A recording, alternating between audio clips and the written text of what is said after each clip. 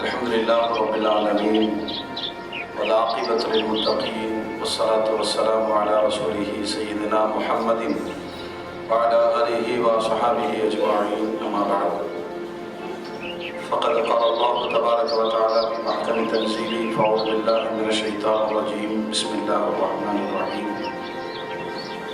ويسألونك عن الروح قل الروح من أمر ربي وما أوتيتم من العلم إلا قليلا. وقال النبي صلى الله عليه وسلم مثل الذي يذكر ربه والذي لا يذكر كمثل الحي والميت أو كما قال عليه الصلاة والسلام. اللهم صل على سيدنا محمد وعلى آل سيدنا محمد كما صليت على إبراهيم وعلى آل إبراهيم إنك حميد مجيد. اللهم بارك على محمد وعلى آل محمد كما باركت على إبراهيم وعلى آل إبراهيم إنك حميد مجيد. அளவற்ற அல்லாஹ்விடம் நிகரற்ற அன்புடையவனுமாகிய அல்லாஹ்வின் திருநாமம் போற்றி ஆரம்பம் செய்கின்றேன். சாந்தியும் சமாதானமும் ஈருலக சரதார் அகிலத்தின் அருட்கொடை நம் உயிருடன் மேலாகிய கண்மணி நாயகம் ஹஜ்ரத் ரசூலே கரீம் ஸல்லல்லாஹு அலைஹி வஸல்லம் அன்னார்களின் மீதும் அன்னாரின் அடிச்சுவற்றை பின்பற்றி வாழ்ந்து வழிகாட்டிய உத்தம சத்திய சஹாபாக்கள், தாபீகள், தபஅத் தாபீன்கள், அவுலியாக்கள், நாதாக்கள், ஷுஹதாக்கள், குறிப்பாக மதரசா சிராஜுல் ஹுதா மதரசாவில் நடைபெற்றுக் கொண்டிருக்கிற அழகான இந்த நிகழ்ச்சியில் சங்கமித்திருக்கிற நம் அனைவர் மீதும் அல்லாஹ்வின் பேரருள் என்றென்றும் நின்று நிலவட்டுமாக. ஆமீன். அல்ஹம்துலில்லாஹ். கண்ணியத்திற்கும் மரியாதைக்கும் உரிய அல்லாஹ்வின் நல்லடியார்களே, அல்லாஹ் ஜல்ல ஜலாலுஹு பரக்கத்து நிறைந்த இந்த ஜும்மாவுடைய இரவில் மார்க்கத்தை குறித்தும் அல்லாஹ்வை குறித்தும் பேசுகிற கேட்கிற உயர் வாக்கியத்தை அல்லாஹ் நம் அனைவருக்கும் நசீபாக்கி தந்திருக்கிறான். அல்லாஹ் கிருபை செய்வானா. சங்கை வாய்ந்த சிறந்த ஆலிம் பெருமானார் அபூ தாஹிர் ஹஜ்ரத் அவர்கள் உரையாற்ற வந்திருக்கிறார்கள். சில நிமிடங்கள் பேச வேண்டும் என்று பணிக்கப்பட்டிருக்கிறேன். மிக சுருக்கமாக எனக்கு தெரிந்த சில கருத்துக்களை நான், காரணம் ஹஜ்ரத்துடைய பேச்சை கேட்கறது துணைக்கு வந்தவன், அல்ஹம்துலில்லாஹ் தீனுடைய விஷயங்களை பேசுவதற்கும் கேட்பதற்கும் அல்லாஹ் நல்லதொரு வாய்ப்பை வழங்கி இருக்கிறான். இதன் மூலம் பயன்பெறுகிற மக்களால் அல்லாஹ் நம்மை ஆக்கியதில் பாதிப்பானார். அருமையான பெரியோர்களே, அல்லாஹ் ஜல்ல ஜலாலுஹு குர்ஆனிலே நம்மை குறித்து சொல்லுகிற பொழுது வஃபி அன்ஃபுசிக்கும் அஃபலா துப்சிரூன், உங்களுக்குள்ளேயே நீங்கள் யோசியுங்கள், சிந்தியுங்கள் என்று அல்லாஹ் சொல்லுகிறார். இஸ்லாம் என்பதனுடைய உள்ளார்ந்த ஒரு பொருள் சிந்தித்து செயல்படுதல். வெறுமனே நடவடிக்கைகளோ அல்லது எல்லோரும் செய்கிறார்கள் என்ற காரணத்தினால் நானும் செய்கிறேன் என்ற இந்த செயல்பாடுகள் இஸ்லாத்தில் ஓர்ப்பான விஷயம் கிடையாது. தொழுகை, நோன்பு, தான தர்மங்கள், இன்ன பிற வணக்க வழிபாடுகள், அவைகளின் செய்திகளை ஆத்மார்த்தமாக உணர்ந்து செய்வதுதான் அடிப்படையான செய்தியாகும். அல்லாஹ் சொல்லுகிறார், ஃபலா யததப்பரூனல் குர்ஆன், அவர்கள் குர்ஆனை சிந்திக்க மாட்டார்களா? அவர்களுடைய இதயங்களில் போட்டு போடப்பட்டிருக்கிறதா என்று அல்லாஹ் வினவுகிறார். தஃபக்குரு ஸாஅத்தின் ഖൈറുம் மின் அல்ஃபி ரகா, 1000 ரகாத்துகளை தொழுவதை விட ஒரு வினாடி யோசிப்பதும் சிந்திப்பதும் மிகச் சிறந்தது என்று நபிகள் நாயகம் ஸல்லல்லாஹு அலைஹி வஸல்லம் சொல்வார். இன்னொரு ஹதீஸில் ஒரு ஆண்டு வணக்கத்தை விட சிறந்தது ஒரு வினாடி சிந்திப்பது என்று சொன்னார்.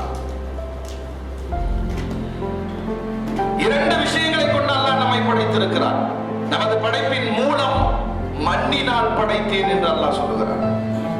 இந்த மண்ணினால் படைக்கப்பட்ட பூத உடல் மண்ணுக்கு சொந்தமானது.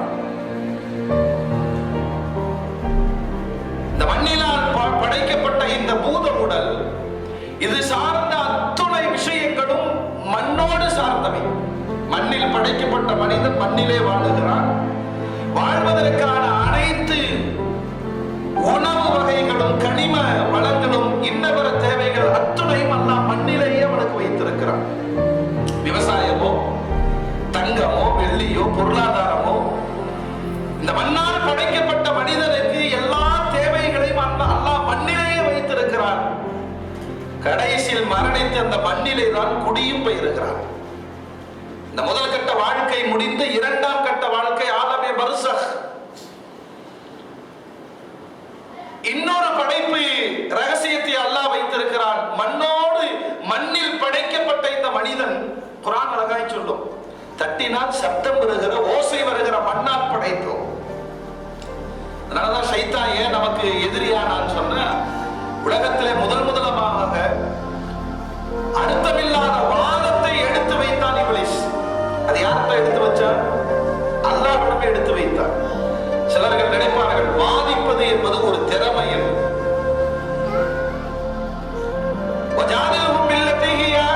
அழகான முறையில் வாதியுங்கள். 2 பேர் உட்கார்ந்து வாதிக்கிறோம். என்னங்க இந்த தொழுகை ஏன் 2 ரக்காத் வந்துச்சு, ஏன் 4 ரக்காத் வந்துச்சு, வாதித்த பிறகு அவர்கள் 4 ரக்காத் தொழுகணும். இந்த விவாதம் அழகான முடிவில் கொண்டு போய் சேர்க்க வேண்டும். ஷைத்தான் எடுத்து வைத்தான் அல்லாஹ். ஆதமுக்கு நான் ஏன் சஜிதா செய்ய வேண்டும்? خلقتني من نار وخلقته من طين. என்னை மண்ணால் படைத்தாய், என்னை நெருப்பால் படைத்திருக்கிறாய், ஆதத்தை மண்ணால் படைத்திருக்கிறாய். இதுல ஒரு லாஜிக்கை சொல்றாங்க. என்ன லாஜிக்? மண் என்பது தாழ்ந்த பொருள். அது உலகத்தில் எவ்வளவு உயரமான இடத்தில் இருந்து போட்டாலும் அது அடிமட்டத்தை நோக்கியே பயணிக்கும். ஆனால் நான் நெருப்பு அப்படி அல்ல. அகல பாதாளத்தில் மூட்டப்பட்டாலும் நான் உயர்ந்தே செல்வேன். எனவே நான் உயர்ந்தவன், தாழ்ந்த மண்ணுக்கு நான் பணிய மாட்டேன். அதனாலதான் நான் சொல்றேன், அகங்காரம் கொண்டு வாழாது, பணிவோடு வாழ. இப்லீஸின் இந்த குணத்திலிருந்து வெளியே நீங்கள் வர வேண்டும் என்றால் படைப்பின் ரகசியத்தை குறித்து யோசிக்கிறோம். தட்டினால் ஓசை வருகிற மண்ணால் படைக்கப்பட்ட மனிதனுக்கு அல்லாஹ் கொடுத்த மகத்தான பரிசு என்ன தெரியுமா?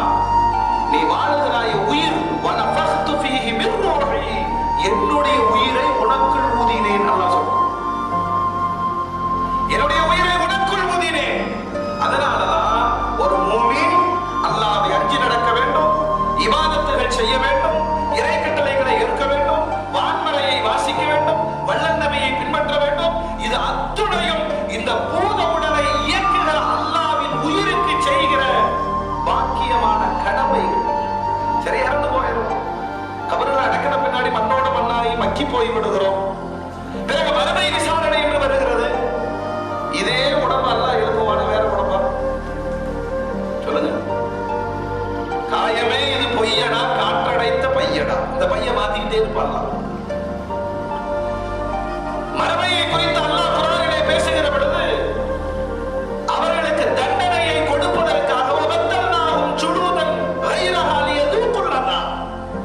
இந்த பாடியை மாத்தி மாத்தி தண்டனை கொடுத்துக்கிட்டே இருப்பாங்க. அது அசல் எது?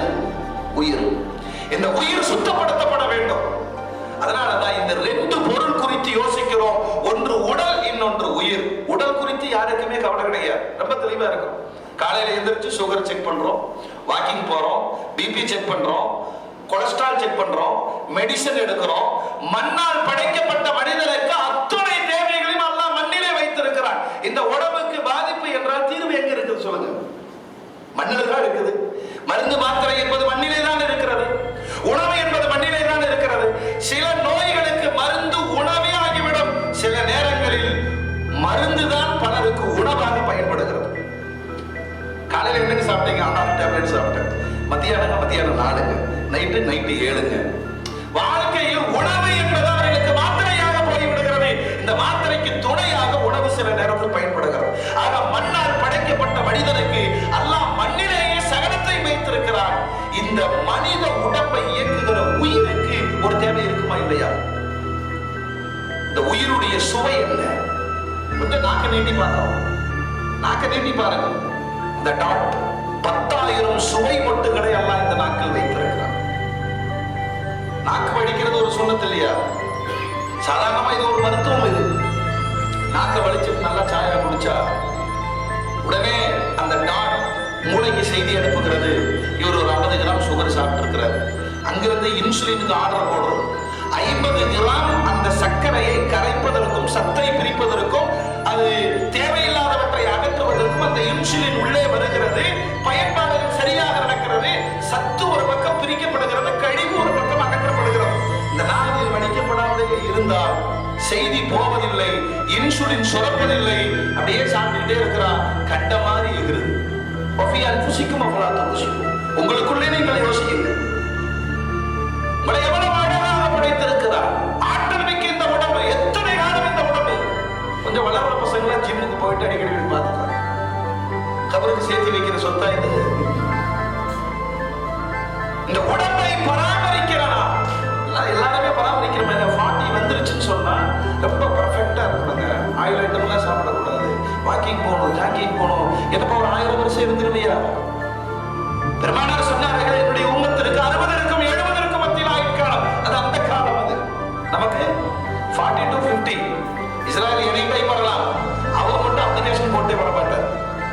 ஒரு அஜித் பயன் பண்ணாங்க, எந்த வீட்டில் நாய் இருக்கிறதோ, எந்த வீட்டில் உருவப்படங்கள் இருக்கிறதோ அங்கு மலக்குமார்கள் வரமாட்டாங்க. நம்ம தான் எதிர்மறையா யோசிக்கிறாங்க. உடனே ஒரு பெரிய போட்டோ வாங்கி வச்சுட்டாரு, இஸ்ராயல் வரமாட்டார்ல. அடுத்து வழக்கம் சொன்னாரு, ரஹமத்தினுடைய மலக்குமார்கள் தான் வரமாட்டாங்க. இஸ்ராயலுக்கு யானையை வச்சாலும் ஒன்னு தூக்கிட்டு போயிருவார். அவர் வித்தவுட் பர்மிஷன் வந்துகிட்டே இருப்பார். ஒரு கற்பனை நினைச்சு பாருங்க. பெருமானாரிடம் வந்து அனுமதி வேண்டி இருக்கிறார்கள். யார சொல்லலாம்? அல்லாஹ் தங்களை அழைத்து வர சொல்லுகிறார். நபிமார்களிடம் பர்மிஷன் கேட்ட இஸ்ராயல் நம் போன்ற சாமானிய மனிதர்களிடம் பர்மிஷன் கேட்டால் என்ன வரும் சொல்லுங்க. நம்மள்ட்ட வந்து கேட்கிறார், வாங்கல அதிகார் போலாம். ஐயோ, மலேசியால சொத்து வாங்கி போட்டு, தமிழ்நாட்டில் நிறைய சொத்து இருக்குது, இதெல்லாம் அனுபவிக்கணும், வேற பத்தியெல்லாம் பார்க்கணும். சாதாரண அந்த பெண்கள் சொல்லுவாங்க. பெண்களுடைய பழக்கத்தை பார்த்தா அந்த அம்மா சொல்லும், எனக்குன்னு ஒரு குழந்தை ஆயிடுச்சுன்னா அல்லான்னு கண்ணை மூடிடுவேன். இந்த கண்ணை மூடுவா அப்புறம் சொல்லுவோம், என் புள்ள ஒண்ணு வயசுக்கு வந்துருச்சுன்னா அதை பார்த்துட்டு போய் சேர்ந்துருவேன், கொஞ்சம் கிரெடிட் அதிகமா இருக்கும். அப்புறம் சொல்லுவோம், என் பிள்ளைக்கு ஒரு கல்யாணத்தை பண்ணி வச்சுட்டா அப்புறம் நான் கண்ணை மூடிடுவேன். சரி, கல்யாணமும் முடிஞ்சு போயிருவா. ஒரு பேரனோ பேத்தியை பார்த்துட்டு ஆனா அப்படியே கண்ணை மூடலான்னு ஆசைப்படுறான். நம்ம கையில கிடையாது. வாழ்வதற்கு ஆசை, ஆனால் இந்த வாழ்வதற்கு ஆசை என்பதில் நிரந்தர வாழ்க்கை இருக்கிறது, மறுமையினுடைய சொர்க்க வாழ்க்கை. இதற்கு ஆசைப்படக்கூடியவர்கள் எதை தீர்மானிக்க வேண்டும்? உடலை பக்குவப்படுத்துகிற அதே வேளையில் இந்த உயிரை தந்தானே அதை எந்த அளவுக்கு வளர்த்தி இருக்கிறோம். உயிரையும் வளர்த்தோம், உயிரும் வளரும். உடம்பு வளர வளர சொல்லுங்க, உயிரும் வளர. இந்த உயிரை எப்படி சுத்தப்படுத்த வேண்டும்? நிறைய உயிரை பற்றி கேட்கிறார்கள். உலகத்தில ரகசியங்கள் என்பது இல்லை, எல்லாவற்றையும் அல்லாஹ் சிந்தனைக்கு தந்திருக்கிறார். ஆனால் உயிர் குறித்து பெருமானாருக்கு அல்லாஹ் சொன்னார், உம்மத்திடம் சொல்லுங்கள், உயிரை விளங்கவும் முடியாது.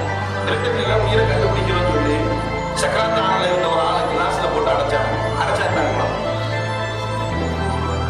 உயிரை கண்டுபிடிக்கலாம், ஆளை முடிச்சாங்க. இன்னைக்கும் மேற்கத்திய நாடுகளில் பெரும்பெரும் மனிதர்கள் இறந்த பிறகு அவர்களுடைய பாடி அடக்கப்படாமல் என்ன செய்யப்படுது? ஃப்ரீஜர்ல காப்பாற்றப்படுது. சமன்றார், உயிரை நாங்கள் கண்டுபிடித்து விடுவோம். கண்டுபிடிச்சுட்டா யாரெல்லாம் வருவாங்க சொல்லுங்க? எல்லாம் உலகத்திலே இது நடக்கவே நடக்காது. அது அல்லாஹ்வை சார்ந்த அற்புதமான விஷயம். இந்த உயிர் வளர்ச்சி குறித்து நீங்கள் யோசிக்கணும். அதனாலதான் உடல் ஆற்றலை விட உயிர் ஆற்றல் என்பதுதான் மிக மிக சிறந்தது. அதனாலதான் இஸ்லாத்தினுடைய எல்லா வணக்கங்களும் திக்ர் என்ற ஒரு அடிப்படைக்குள் வந்து சேர்ந்து விட. தொழுகை திக்ருதா, குர்ஆன் திக்ருதா. திக்ர்னா என்ன? அல்லாஹ்வுடைய நினைவு. ஒட்டுமொத்தமான இஸ்லாம் ஒரு இடத்தில் வடிவம் பெறுகிறது என்றால் அது திக்ர். அல்லாஹ் சொல்வான், உலகத்திலே மனிதரே, நீ சுகத்தை தேடி நிம்மதியை தேடி யாரை கேட்டாலும் பிஃபோர் மேரேஜ் வந்து நான் ரொம்ப சந்தோஷமா இருந்தேன், கல்யாணம் முடிச்சோடு நிம்மதியே போச்சு. எங்கெங்க போச்சு? இந்த நிம்மதி எங்க கிடைக்கும்? பல பேர் சாராய கடையில தேடுறான், இன்னும் பேர் சூதாட்ட கிளப்புல தேடுறான், கொஞ்சம் பேர் நண்பர்களோட தேடுறான், இன்னும் பலர்கள் பல்வேறு இடங்களில் தேடுகிறார்கள். அல்லாஹ் சொல்றான், அல்லாஹ்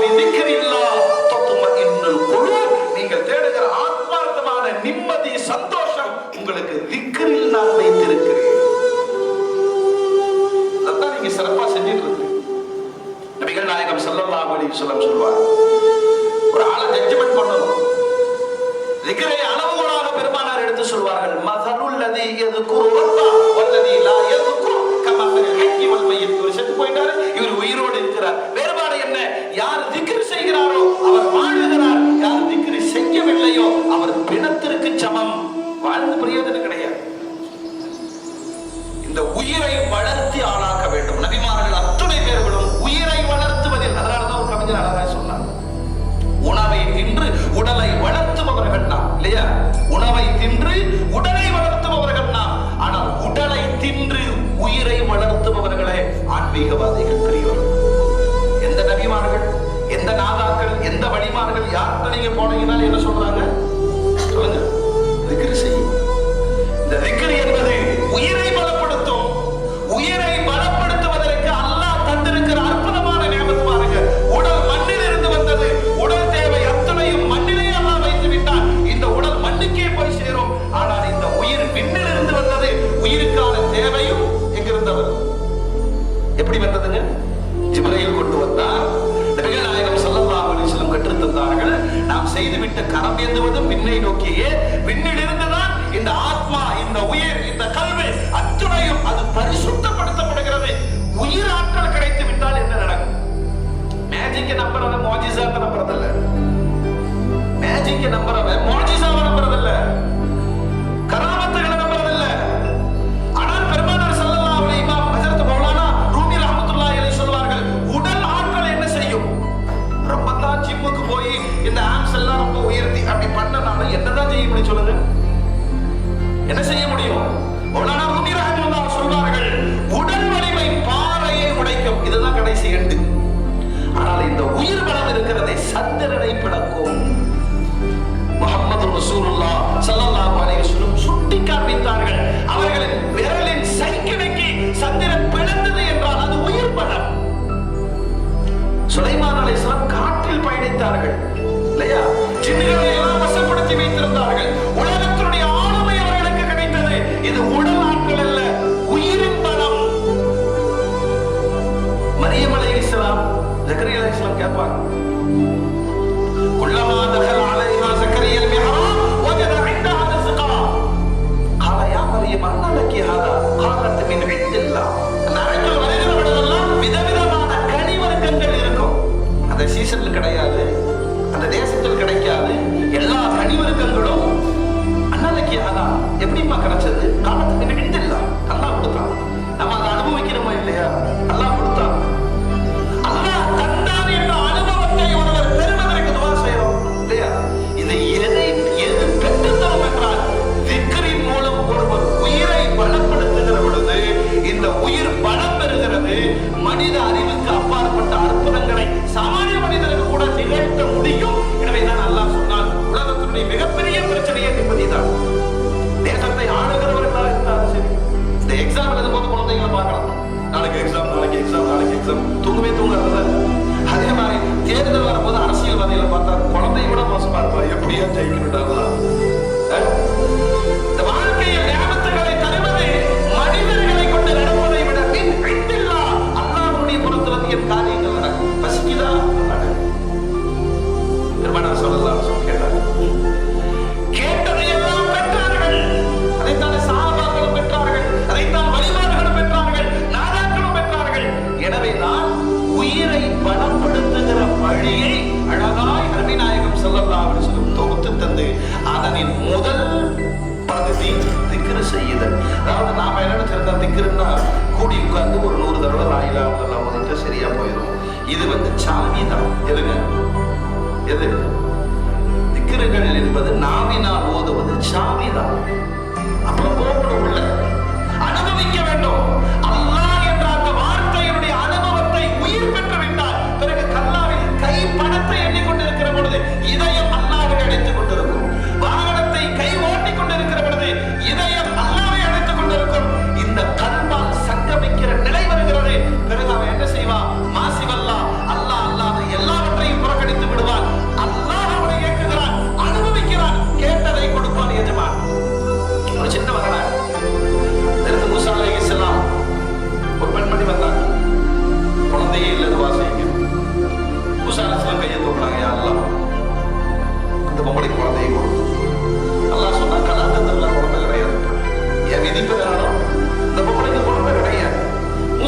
அப்படின்னு சொல்லி அவன் குழந்தை கிடையாது.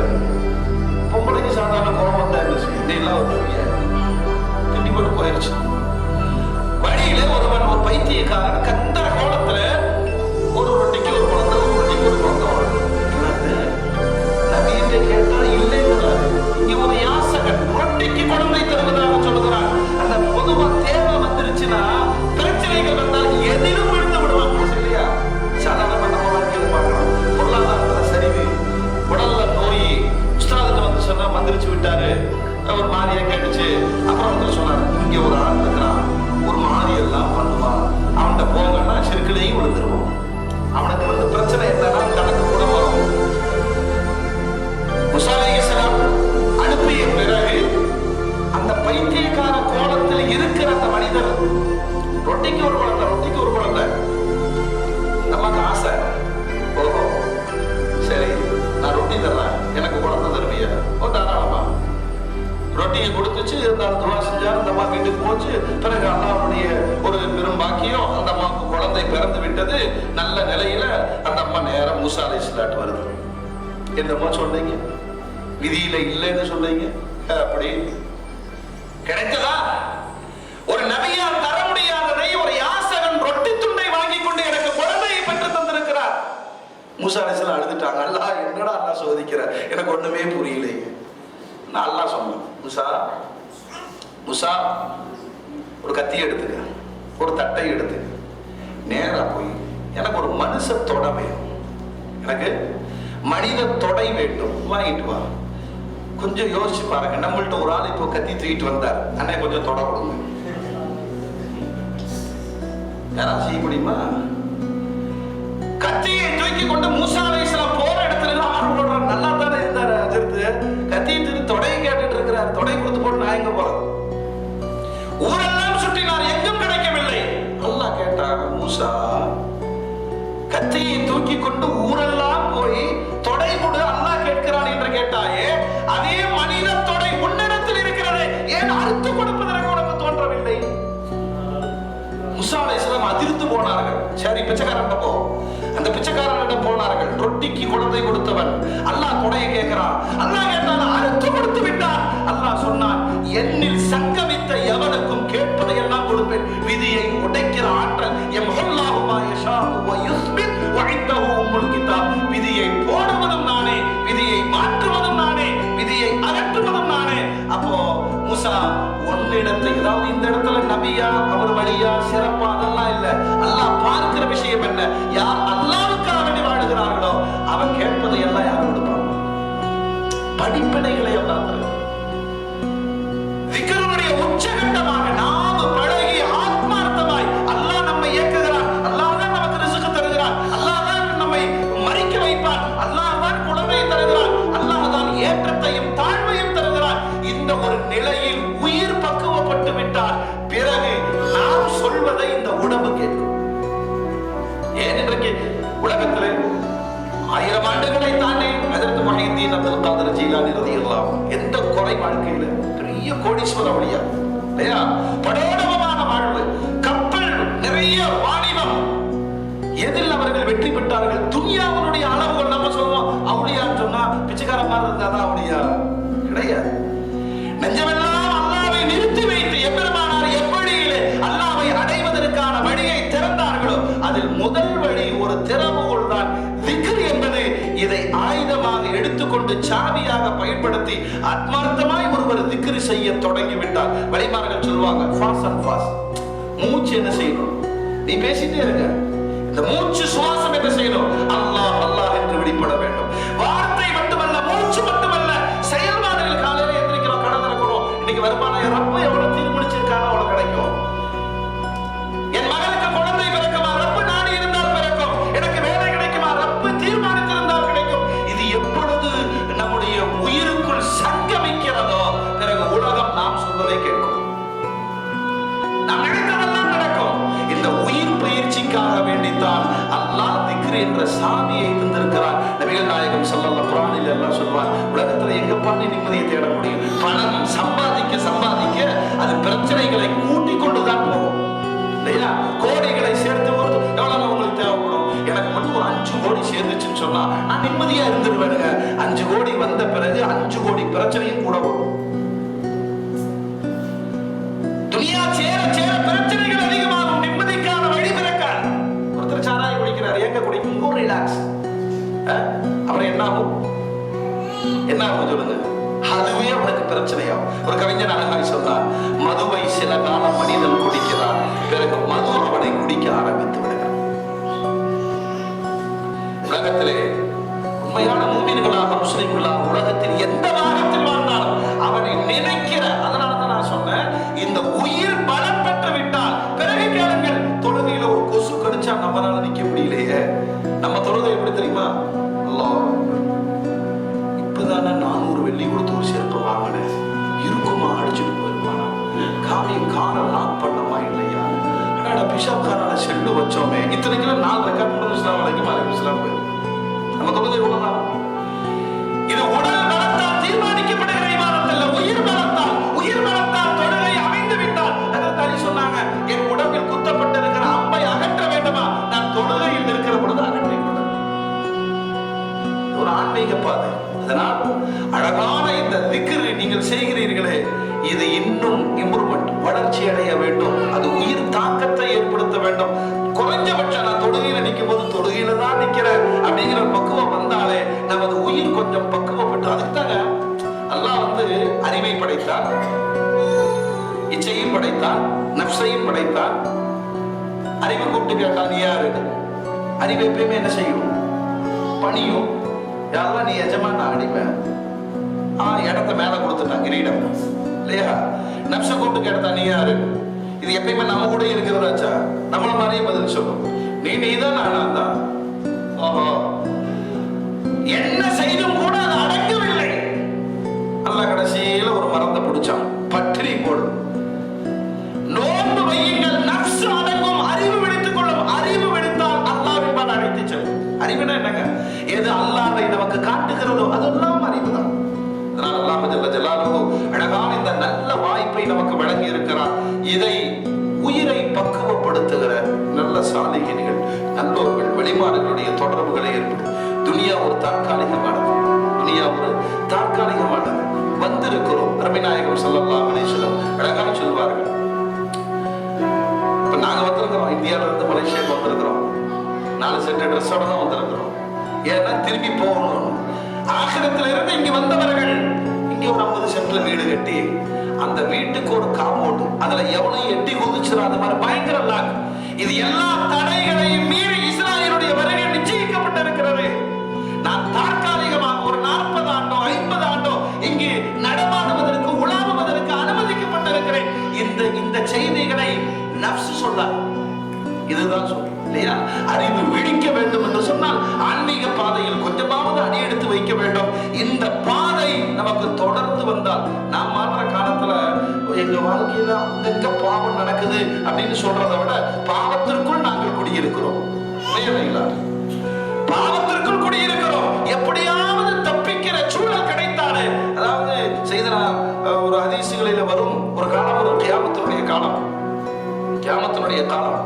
அந்த காலங்களில் தடை செய்யப்பட்ட ஹராமான செயல்பாடுகள், விபச்சாரம் போன்றவை, ரோடுகளில், திறந்த வெளிகளில், மனிதர்கள் நடமாறுகிற இடங்களில் பகிரங்கமாக அசிங்கங்கள் நடக்கிற பொழுது அந்த காலத்துல கண்டுக்க மாட்டாங்க யார். இது நம்ம காலமான அச்சப்பட வேண்டியதா. அந்த காலத்தில் ஒருவர் சொல்வாராம், என் தம்பி கொஞ்சம் ஓரமா போய் செய்யலாமே, செய்யாதேன்னு சொல்ற கோடால இருக்க மாட்டான்.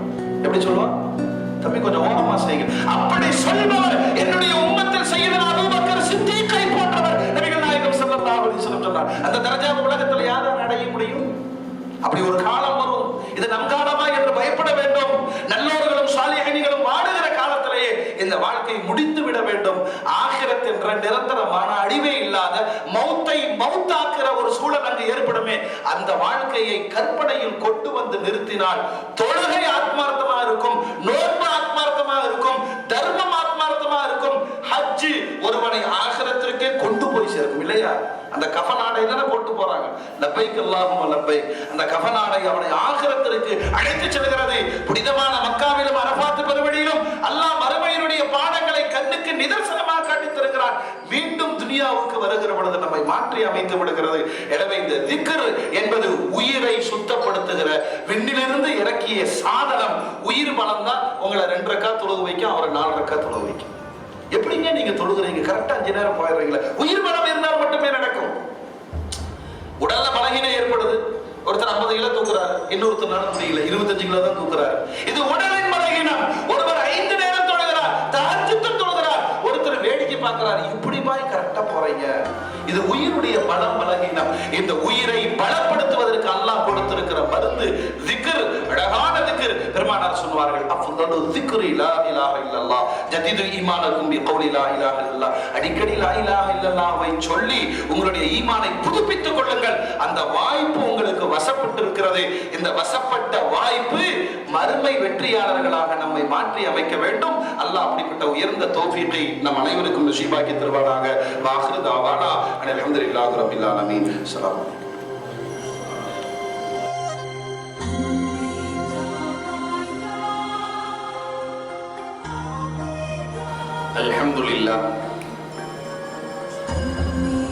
அல்ஹம்துலில்லாஹி ரப்பில் ஆலமீன் வஸ்ஸலாத்து வஸ்ஸலாமு அலா சய்யிதில் முர்ஸலீன் வ அலா ஆலிஹி வ ஸஹாபிஹி அஜ்மஈன். قال الله تعالى في القرآن العظيم والفرقان المجيد وما آتاكم الرسول فخذوه وما نهاكم عنه فانتهوا. وقال النبي صلى الله عليه وسلم لا يؤمن أحدكم حتى يكون هواه تبعا لما جئت به أو كما قال عليه الصلاة والسلام. صدق الله مولانا العظيم وصدق رسوله النبي الكريم ونحن على ذلك من الشاهدين والشاكرين والحمد لله رب العالمين. புகழ் அனைத்தும் அல்லாஹ் ஜல்ல ஷானஹு தஆலாவுக்கே உரித்தாகுக. எம்பெருமானார் ஸல்லல்லாஹு அலைஹி வஸல்லம் அவர்களின் மீதும் அவர்களை பின்பற்றிய உத்தம சத்திய சஹாபாக்கள், தாபிஈன்கள், தபஅத் தாபிஈன்கள், சுஹதாக்கள், சாலிஹீன்கள், நாதாக்கள், நல்லவர்கள், குறிப்பாக நம் அனைவரின் மீதும் அல்லாஹ்வின் சாந்தியும் சமாதானமும் என்றென்றும் நின்று நிலவட்டுமாக. கண்ணியத்திற்கும் மிகுந்த மரியாதைக்கும் உரித்தான எனது பாடத்தோட ராக்கிர் ஹுசைன் ஹசரத் அவர்களுக்கும் நெருங்கிய தொடர்பு, ஆனால் நீண்ட நாட்கள் பார்க்க முடியாத ஒரு சூழல். உண்மையிலேயே வந்தது, பார்த்தது மிக பெரும் சந்தோஷத்தை அளித்தது. அல்ஹம்துலில்லாஹ். இதை போன்று எனக்கு முன்னால் அழகிய கருத்துக்களை உங்கள் மனதிலே ஆழமாக பதிய வைத்து அமர்ந்திருக்கிற, தமிழகம் மட்டுமல்ல உலக நாடுகளில் தன்னுடைய பேச்சை பதிய வைத்துக் கொண்டிருக்கிற, வருடம் வருடம் ஹாஜிகளை அழைத்து சென்று அவர்களுக்கு நல்லவட கருத்துக்களை சொல்லி வழிநடத்துகிற எனது அன்பு சகோதரர் அப்துல் மாலிக் சிராஜி ஹசரத் அவர்களுக்கும், வருகை வந்திருக்கிற ஆண்டோர்கள், சான்றோர்கள், தாய்மார்கள், சிறார்கள், குறிப்பாக இளைஞர்கள், உங்கள் அத்தனை பேர்களுக்கும் இஸ்லாத்தின் காணிக்கையான சலாத்தினை சமர்ப்பணம் செய்து ஒரு சில விஷயங்களை உங்களோடு நான் பகிர்ந்து கொள்ள ஆசைப்படுகிறேன். அஸ்ஸலாமு அலைக்கும் வரஹ்மத்துல்லாஹி தஆலா வ பரக்காத்துஹு. அன்புக்கும் இறைநேசத்திற்கும் உரித்தான் அல்லாஹ்வின் நல்லடியார்களே, நபிகள் நாயகம் ஸல்லல்லாஹு அலைஹி வஸல்லம் இந்த சமுதாயத்திற்கு ஒரு 5 திறவுகோள்களை கொடுத்திருக்கிறார்கள். ஒரு 5 சாவி. அந்த சாவியை எப்படி பயன்படுத்த போகிறோம் என்று பெருமானார் பார்க்கிறார். முதலாவதாக பெருமானார் ஸல்லல்லாஹு அலைஹி வஸல்லம் அவர்கள் மிஃப்தாஹு ஸமாவாத்தி வல் அர்த், வானத்தையும் பூமியையும் திறக்கிற திறவுகோலை கொடுக்கட்டுமா என்று கேட்கிறார்கள் சகாபாக்களிடத்தில். அந்த திறவுகோலை போட்டால் வானமும் திறக்கும், பூமியும் திறக்கும். ஏடிஎம் சாமியை திரட்டுமான்னு ஒரு ஆள் கேட்டுச்சுன்னு வச்சுக்கோங்க, வேணான்னு சொல்லிடுவோமா? எவ்வளவு சீக்கிரம் கொடுக்கிறாயோ அவ்வளவு சீக்கிரம் எனக்கு நன்மை கிடைக்கும். பெருமானார் சொல்லுகிறார்கள், வானத்தையும் திறக்கும் பூமியையும் திறக்கும் இப்படி ஒரு திறவுகோள் நான் உங்களுக்கு அளிக்கவா என்று கேட்க, சொல்லுங்கள் நாயகமே. பெருமானார் சொன்னார்கள், விக்ருல்லாஹ் வத்துவா. இந்த விக்ர் வானத்தையும் திறக்கும் பூமியையும் திறக்கும். அதைத்தான் இப்பொழுது செய்துவிட்டு அமர்ந்திருக்கிறோம். ஹஜ்ரத் அவர்களும் அழகாக சொன்னார்கள், வானத்தை திறக்கிற பூமியை திறக்கிற திறவுகோள் திக்ருல்லா. நாட்டில் ஒரு செய்தி,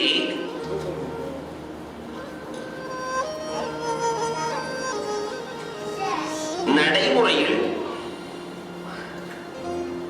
1200 ஆண்டுகளுக்கு முன்னால் பகதாது மாநகரத்தில் இரவு 10 மணிக்கு அஹ்மத் இப்னு ஹம்பல் ரஹ்மத்துல்லாஹி தஆலா வருகிறார். ராத்திரி 10 மணி பள்ளிவாசல் பூட்டப்படுகிற அந்த நேரத்தில் வந்து மோதினாட்ட நான் ஒரு 4 ரக்காத் தொழுது கொள்கிறேன் என்கிறார். பொதுவாகவே பள்ளிவாசல் பூட்டுற நேரத்தில் மோதினாட்ட நான் தொழுகிறேன்னு சொன்ன கோதரி எடுத்துடுவார்.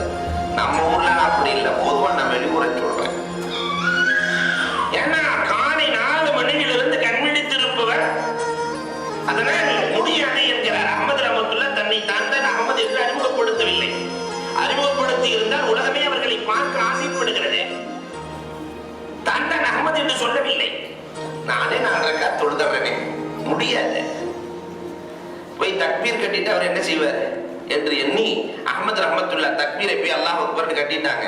ஆனா அந்த மோதினாரு ரொம்ப வேகமான ஆடு, பெடலிய பிடிச்சு அப்படியே இழுத்துட்டு வந்து வெளியே விட்டு கதவை மூடிட்டு போயிட்டார். வேகம். அஹ்மத் ரஹ்மத்துல்லாஹி தஆலா வேறு வழி தெரியாமல் பள்ளிக்கு வெளியிலே நிற்கிறார்கள். பக்கத்திலே ஒரு புரோட்டா கடை, ஹப்பாஸ் ரொட்டி கடைக்காரர் பார்க்கிறார். ஒரு பெரிய மனிதர் வெளியே நிற்கிறாரு. பாவம் தொட வந்தவர் இப்படி வெளியே நிற்கிறார். கடையில இடம் இருக்கிறது. அவரை அழைத்து வந்து தொலை சொல்லி இங்கேயே உணவும் கொடுத்து இரவு தங்க வைத்து அனுப்பிவிடலாம் என்று எண்ணி அந்த ரொட்டி கடைக்காரர் அழைத்து வருகிறார். அஹ்மத் ரஹ்மத்துல்லாஹி தஆலா ரொட்டி கடையிலே தொழுகிறார்கள். அங்கே ரொட்டி கடையை பார்க்கிறார்கள். ஒரு அதிசயம் நடக்கிறது. எல்லா ரொட்டி கடையும் எப்படி ரொட்டி செய்வாங்க? பொதுவா ஒரு 5 கிலோ 10 கிலோ மாவை ஒன்னா போடுவாங்க. நம்ம கப்பாசெல்லாம் ரொட்டி கடையெல்லாம் பார்த்தோம்னா அப்படியே ஒரு பெரிய குடத்தை வெட்டுவான். அந்த குடத்துல அப்புறம் தண்ணி ஊத்தி எண்ணெயை ஊத்தி ஒரு மாதிரி ஆக்கி அதை அப்படியே பலாப்பழம் மாதிரி உருட்டி ஒரு புரோட்டா வர்றதுக்கு எத்தனை பரிணாமங்கள்.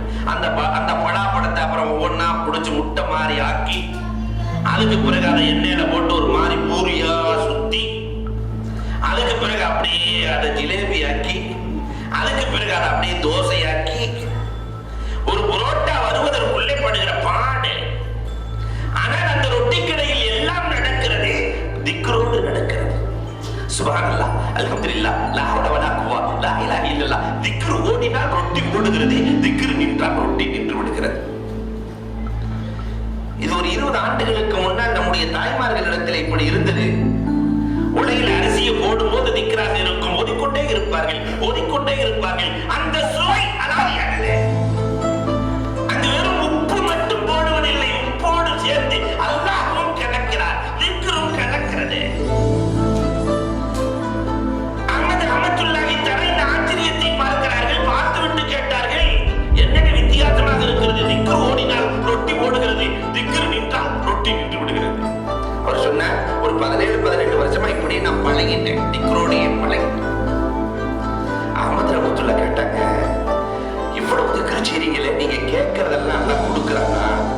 இவ்வளவு திக்ர் செய்றீங்களே, நீங்க கேட்கறதெல்லாம் அல்லாஹ் கொடுக்கறானா? என்ன சொன்னீங்க? கேட்பதையா? நான் நினைப்பதையெல்லாம் அல்லாஹ் கொடுக்கிறான். கேட்பதல்ல, நான் எதையெல்லாம் மனதிலே நினைக்கிறேனோ அது முழுவதையும் என் ரப்புல் ஆலமீன் கொடுத்துக் கொண்டே இருக்கிறான். ஆனால் 17 வருடமாக ஒன்றை அல்லாஹ்விடத்திலே கேட்கிறேன், அல்லாஹ் கொடுக்கவில்லை. இது என்ன ஒன்று என்று அஹ்மத் ரஹ்மத்துல்லாஹ் கேட்க, பெரியவர் அஹ்மத் என்று ஒருவர் இருக்கிறார், அஹ்மத் இப்னு ஹம்பல் என்று ஒருவர் இருக்கிறார். அவரை வாழ்நாளில் ஒரு தடவையாவது பார்த்துவிட வேண்டும், பார்த்துவிட வேண்டும், பார்த்துவிட வேண்டும் என்று 17 ஆண்டுகளாக கேட்கிறேன். அல்லாஹ் அதை மட்டும் கொடுக்கவே இல்லை. அமர்ந்து அஹ்மத் ரஹ்மத்துல்லாஹ் எழுந்து, அஹ்மத், அந்த அஹ்மதே நான் தானப்பா, அந்த அஹ்மதே நான் தானப்பா. உன் திக்ர் என்ன வேலை செய்தது பார்த்தாயா? பள்ளியிலே கூட அல்லாஹ் தொழ விடாமல் உன் திக்ரால் உன் கடைக்கு கொண்டு வந்து தொழ வைத்து விட்டான். இதுதான் திக்ர். நாம் நினைத்தது அத்தனையும் கொண்டு வந்து நிறுத்துகிற, வானத்தையும் பூமியையும் திறக்கிற ஆற்றல் திக்ருக்கு உண்டு. இதைத்தான் பெருமானார் ஸல்லல்லாஹு அலைஹி வஸல்லம் சொன்னார்கள். மிஃப்தாஹு ஸமாவாத் வல் அர்த். அன்று மட்டுமல்ல, இன்றைக்கும் நடக்கிறது. திக்ரும் துவாவும் செய்கிற சாதனை யாராலும் டாக்டர் ஹாரூன். யார் அவர் டாக்டர் ஹாரூன்? ஆஸ்திரேலியாவிலே இரத்த புற்றுநோய்களுக்கு சிகிச்சை அளிக்கிற சிகிச்சை நிபுணர் டாக்டர் ஹாரூன் இன்றும் வாழுகிறார். ஆனால் அவர் கிறிஸ்துவ மதத்தை சார்ந்தவர். அல்-ஐனுக்கு ஒரு கான்ஃபரன்ஸ் விஷயமாக வர வேண்டும். துபாயிலே இறங்குகிறார். அல்-ஐன் செல்லுகிற விமானம் பழுதுபட்டது. அதனால் கார் மார்க்கமாக செல்லலாம், அல்-ஐனுக்கு செல்லலாம் என்று காரிலே ஏறி பயணப்படுகிறார். மதிய நேரம் கடுமையான பசி. 3:30 மணிக்கு ஒரு ஹோட்டலுக்குள்ளே நுழைகிறார். அங்கு உணவு தீர்ந்து போகிறது. அங்கு இருக்கிற ஒரு இளைஞன், இஸ்லாமிய இளைஞன், இவரை பார்த்து யார் என்று கேட்கவில்லை, என்னவென்று கேட்கவில்லை, பார்ப்பதற்கு நல்லவரை போன்று தெரிகிறார். பக்கத்தில் என் வீடு இருக்கிறது, உங்களுக்கு உணவு தருகிறேன் என்கிறார் இந்த இளைஞன். நம்ம இஸ்லாமிய இளைஞன் வீட்டுக்கு அழைத்து சென்று உணவு பரிமாறப்படுகிறதே. டாக்டர் ஹாரூன் சாப்பிட்டுக் கொண்டே பார்க்கிறார். வீட்டில் இருக்கிற அத்தனை பேர்களும் நிசப்தமாக இருக்கிறார்கள். முகத்தில் கவலை ஓடிக்கொண்டிருக்கிறது, கவலை ஓடிக்கொண்டிருக்கிறது. டாக்டர் ஹாரூன் கேட்டார், எனக்கு விருது கொடுக்கிறீர்கள், ஆனால் உங்கள் முகத்தில் எல்லாம் கவலையாக இருக்கிறது, என்ன காரணம்? அழைத்து சென்ற அந்த வாலிபன் சொன்னார், எனக்கு 11 வயது மகள் இருக்கிறாள், அவளுக்கு இரத்த புற்றுநோய். டாக்டர்கள் எல்லாம் கைவிட்டு விட்டார்கள். எங்கள் குடும்ப டாக்டர் சொன்னார், ஆஸ்திரேலியாவிலே யாரோ ஒருவர் டாக்டர் ஹாரூன் என்று இருக்கிறார், டாக்டர் ஹாரூன் இருக்கிறார். அவர் நினைத்தாள், அவர் கை வைத்தாள், உன் பிள்ளையை குணப்படுத்த முடியும் என்று என் குடும்ப டாக்டர் சொன்னார். அந்த டாக்டர் ஹாரூனை பார்க்கிற அளவிற்கு எங்களால் முடியாது, வசதியும் கிடையாது. ஆனால் ஒன்று மட்டும் உண்மை, என் மனைவி அழுகிறாள், தொழுகிறாள், அழுகிறாள், தொழுகிறாள், திக்ர் செய்கிறாள், அல்லாஹ்விடத்திலே கேட்கிறாள், யா அல்லாஹ் என் மகனை பிழைக்க வைக்க வேண்டும், எப்படியாவது டாக்டர் ஹாரூனை காட்டு, டாக்டர் ஹாரூனை காட்டு, டாக்டர் ஹாரூனை காட்டு என்று சொல்லிக் கொண்டே இருக்கிறார். இது மட்டும் உண்மை. உட்கார்ந்திருந்த டாக்டர் எழுந்து, அஷ்ஹது அல்லா இலாஹ இல்லல்லாஹ் வ அன்ன முஹம்மதன் ரசூலுல்லாஹ் இன்றும் வாழ்கிறார். அந்த துஆவும் திக்ரும் அன்றல்ல, இன்றைக்கும் அதனுடைய பலனை கைமேல் கொடுத்துக் கொண்டிருக்கிறது. அன்புக்குரியவர்களை எண்ணி பார்த்திருக்கிறோமா? அந்த திக்ரிலே எவ்வளவு ஆழமாக திக்ர் செய்திருக்கிறோம். இந்த துவா, நம்ம எல்லாம் துவான்னு சும்மா சாதாரணமா கேட்கிறோமே, இந்த துவாவில அல்லாஹ்வுக்கும் நமக்கும் இருக்கிற நெருக்கம் என்ன தெரியுமா? உசூலி ஃபர்க் என்று சொல்லுவார்கள் அரபியில. உசூலி ஃபர்க். நாம் துவா செய்கிற பொழுது சில வித்தியாசங்களை, அல்லாஹ்வுக்கும் நமக்கும் உள்ள வித்தியாசங்களை உணர்ந்து அல்லாஹ்விடத்தில் கேட்க வேண்டும். இந்த மனுஷனுக்கு அல்லாஹ்வுக்கு நிறைய வித்தியாசம் இருக்கு. ஒரு பணக்காரன்டைய திரும்பி திரும்பி 4 தடவை போயிட்டா அடுத்து அவன் முகம் கோணி விடும். 4 தடவை பள்ளிவாச வேலைக்காண்டி போய் பாருங்க, ஒண்ணு உள்ள இருந்துகிட்டே இல்லைன்னு சொல்லுவார், அல்லது கொடுக்கவே முடியவில்லை என்று தெளிவாக சொல்லி விடுவார். ஆனால் நம்முடைய ரப்பல் ஆலமீன் எப்படி தெரியுமா? 4 முறை அல்லாஹ்விடத்தில் நீதான் கொடுக்க வேண்டும் என்று கேட்டால் அவனை வலியுல்லாஹ் ஆக்கி விடுவார்கள். முகம் கோணவில்லை, என்னடா என்கிட்ட வந்துட்டு இருக்க, என்னடா திரும்ப திரும்ப என்கிட்ட வந்துட்டு இருக்கிற, நீ போடா என்று அல்லாஹ் சொல்வதே கிடையாது. 4 முறை கேட்டு 5வது முறை கேட்டால் அவர் வலியுல்லாஹ். இதுதான் நல்லா. பணக்காரர்கள் பகலில் கொடுப்பார்கள், இரவிலே கொடுக்கிற பணக்காரர் யாரும் இல்லை. ராத்திரி 2 மணிக்கு ஒரு பெரிய ஹாஜியார் வீட்டுல போய் கதவை தட்டி, அஸ்ஸலாமு அலைக்கும், நாங்க நோம்பு கஞ்சி வசூலுக்காக வந்திருக்கிறோம். என்ன நடக்கும்? ராத்திரி 2 மணிக்கு, ஐயா நல்ல காரியங்களுக்காக நீங்க அள்ளி அள்ளி கொடுப்பீங்கன்னு கேள்விப்பட்டோம். அவர் அப்பதான் நல்லா தூங்கிட்டு வர. ராத்திரி 2 மணிக்கு போய் கதவை தட்டி நாங்க அப்படி டொனேஷன் புக் பண்ணிட்டாங்க. என்ன நடக்கும்? அடுத்த நாள் காலையில வீட்டுக்கு வெளியே நாய்கள் ஜாக்கிரதைன்னு எழுதி போடுறோம். யோசிக்கிறோம். ஆனால் அல்லாஹ் ரப்பல் ஆலமீன் பகலில் கேட்டாலும் கொடுப்பான், இரவில் கேட்டாலும் கொடுப்பான். ராபியத்துல் பஸ்ரியா தஹஜ்ஜத்தின் வேளையிலே கரத்தை உயர்த்தி அல்லாஹ்விடத்தில் எழுகிறார்கள், ரப்பல் ஆலமீனே, உலகத்தில் இருக்கிற எல்லா பணக்காரர்களும் தங்களுடைய கதவை மூடிவிட்டார்கள் ரப்பே, இப்பொழுது எனக்கு திறந்திருக்கிற ஒரே வாயில், ஒப்பற்ற வாயில் உன் வாயில் ரப்பே, இதை விட எனக்கு வேறு வாயில் இல்லை ரப்பே, நீதான் கொடுக்க வேண்டும். தஹஜ்ஜத் நேரத்துல தாய்மார்களே, எத்தனை பேர்கள் கேட்கிறோம், நமக்காக, நம் சமுதாயத்திற்காக, பிள்ளைகளுக்காக எத்தனை பேர்கள் கேட்கிறோம், எண்ணி பார்க்க வேண்டும். அல்லாஹ்வை புரிந்து கேட்க வேண்டும். மனிதன் கேட்டால் ஸ்டேட்டஸ் பார்ப்பான், அல்லாஹ் ஸ்டேட்டஸ் பார்க்காமல் கொடுப்பவன். ஒரு பெரும் கோடீஸ்வரனை பில்கேட்ஸை பார்க்கணும் ஒரு ஆளு நியத்து பண்ணி 2 மாசமா முயற்சி பண்ணி, பயங்கரமா முயற்சி பண்ணி, கடைசியில் அவருக்கு அப்பாயின்மெண்ட் கொடுத்து எல்லாம் போய் பார்த்தேன். கடைசியில் உனக்கு என்ன வேணும்னு கேட்கும்போது, டீ குடிக்க ஒரு 2 ரியால் கொடுங்க அப்படின்னா எப்படி இருக்கும்? டீ குடிக்க ஒரு காசு கொடுங்க. ஸ்டேட்டஸ், இவனை போய் உள்ள ஏட்டா விட்டான்னு கேட்பான். ஆனால் அல்லாஹ் ரப்பல் ஆலமீன் ஸ்டேட்டஸே பார்ப்பதில்லை.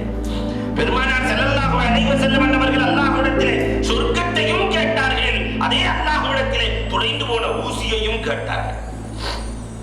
நபிகள் பெருமானார் ஸல்லல்லாஹு அலைஹி வஸல்லம் பத்ரின் வெற்றியையும் அல்லாஹ்விடத்திலே கேட்டார்கள், அருந்து போன செருப்புக்கான வாரையும் அல்லாஹ்விடத்திலே கேட்டார்கள். ஸ்டேட்டஸ் பார்க்காமல் கொடுப்பவன் அல்லாஹ். இதெல்லாம் மீறி நாம நண்பர்களுக்கு கொடுப்போம், நமக்கு ஆதரவாளர்களுக்கு கொடுப்போம், எதிரிக்கு கொடுப்போம். ஆனா நம்ம ரப்பல் ஆலமீன் இருக்கிறானே, ஒரு முறை கூட வாழ்நாளில் அல்லாஹ் என்று சொல்லாத எதிரிக்கும் கல்வியை கொடுக்கிறான், பணத்தை கொடுக்கிறான், கண்ணியத்தை கொடுக்கிறான், குழந்தையை கொடுக்கிறான், மரியாதையை கொடுக்கிறான். அன்புக்குரியவர்களை இப்பொழுது நாம் எண்ணி பார்க்க வேண்டும். எதிரிக்கே கொடுக்கிற அல்லாஹ் நாம் கேட்டால் கொடுக்காமல் போய்விடுவான். எதிரிக்கே கொடுக்கிற அல்லாஹ் நாம் கேட்டால் கொடுத்தாக வேண்டும் என்று கேட்டால் கொடுக்காமல் விட்டு விடுவானா? இந்த நம்பிக்கை ஏன் நம் சமுதாயத்திற்கு போனது? அல்லாஹ்ட்ட கேட்க யோசிக்கிறான். இன்னொரு ஃபர்க் என்ன தெரியுமா? மனுஷன் இருக்கிறானே, நல்ல டிராபிக்ல மாட்டி இருக்கும் போது சில பிச்சைக்காரர்கள் இருப்பாங்க. நம்ம நாட்டுல எல்லாம் டிராபிக்ல இருக்கும் போது பிச்சை எடுப்பான், வந்து அப்படியே கண்ணாடி கதவை தட்டுவான். இந்த ஆள் திறக்க மாட்டார், விட மாட்டான். அவனும் வேக வேகமா தட்டுவான். கதவு உடைச்சுன்னு சொன்னாக்கா 3000 4000 செலவாகும்னு சொல்லி போட்டு வேற வழியே இல்லாம ஒரு 5 10 எடுத்து காசை காட்டுவான். வச்சுக்கலாம். இப்ப முகத்தை சுழித்து கொடுக்கிறோம். அவன் வற்புறுத்த முகத்தை சுழித்து நாம் கொடுக்கிறோம். அல்லாஹ்விடத்திலே வற்புறுத்தி கேட்கிற பொழுது ரஹ்மத்தோடு சேர்த்து அல்லாஹ் கொடுப்பான். நீ கொடுத்தாக வேண்டும், நீ கொடுத்தாக வேண்டும், நீ கொடுத்தாக வேண்டும். 90 வயது கிழவன், தபரானிகளே பதிவான ஹதீஸ்.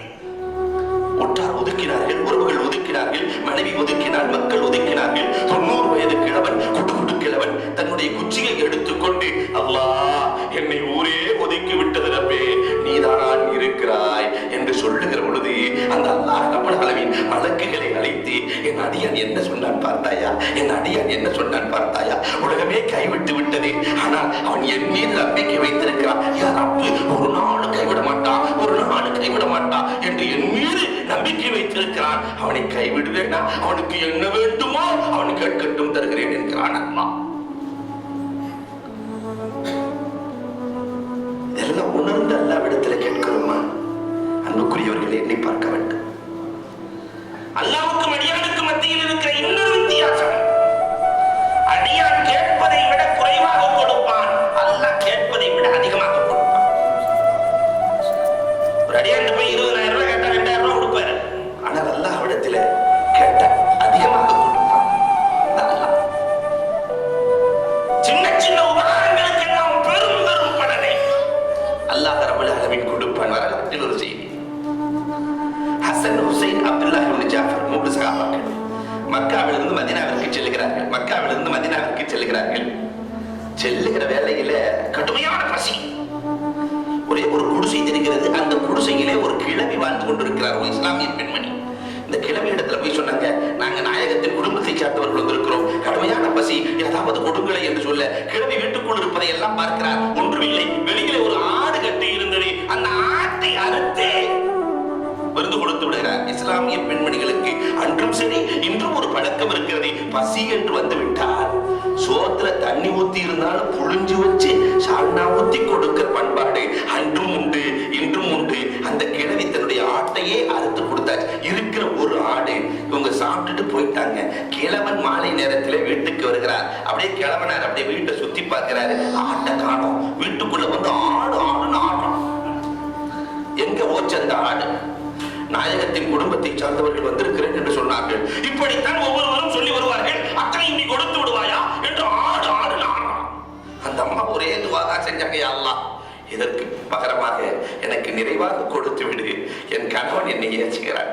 ஒரே ஒரு துவா. காலம் ஓடுகிறது. கிழவனும் கிழவியும் ஒரு நாள் தேவை நிமித்தமாக மதீனாவிற்கு செல்கிறார்கள். ஏதோ வாங்குவதற்காக மதீனாவிற்கு செல்கிறார்கள். மதீனாவிலே ஹசன் ரலியல்லாஹு தஆலா இந்த அம்மாவை பார்த்துறாங்க. பார்த்துட்டு நமக்கு உணவு கொடுத்த அம்மாவாச்சே, வாங்கன்னு வீட்டுக்கு கூட்டிட்டு போய் உணவை கொடுத்து 1000 ஆடுகள் 1000 திருகத்தை கொடுத்தார்களாம். 1000 ஆடு 1000 திருகத்தை கொடுக்க இந்த அம்மா அப்படி கிளம்பின ஒரு பார்வை. ஐயா, அன்னைக்கு ஒரு ஆட்டுக்கு அந்த ஆட்டு ஆடுன என் ரப்புல் ஆலமீனை பார்த்தியா? என் துவாவை எப்படி கபூல் செய்தான் பார்த்தாயா? என் ரப்புல் ஆலமீனே ஒன்றுக்கு இந்த உலகத்திலேயே 1000 ஆட்டை கொடுத்து விட்டான் அப்பா என் ரப்பு.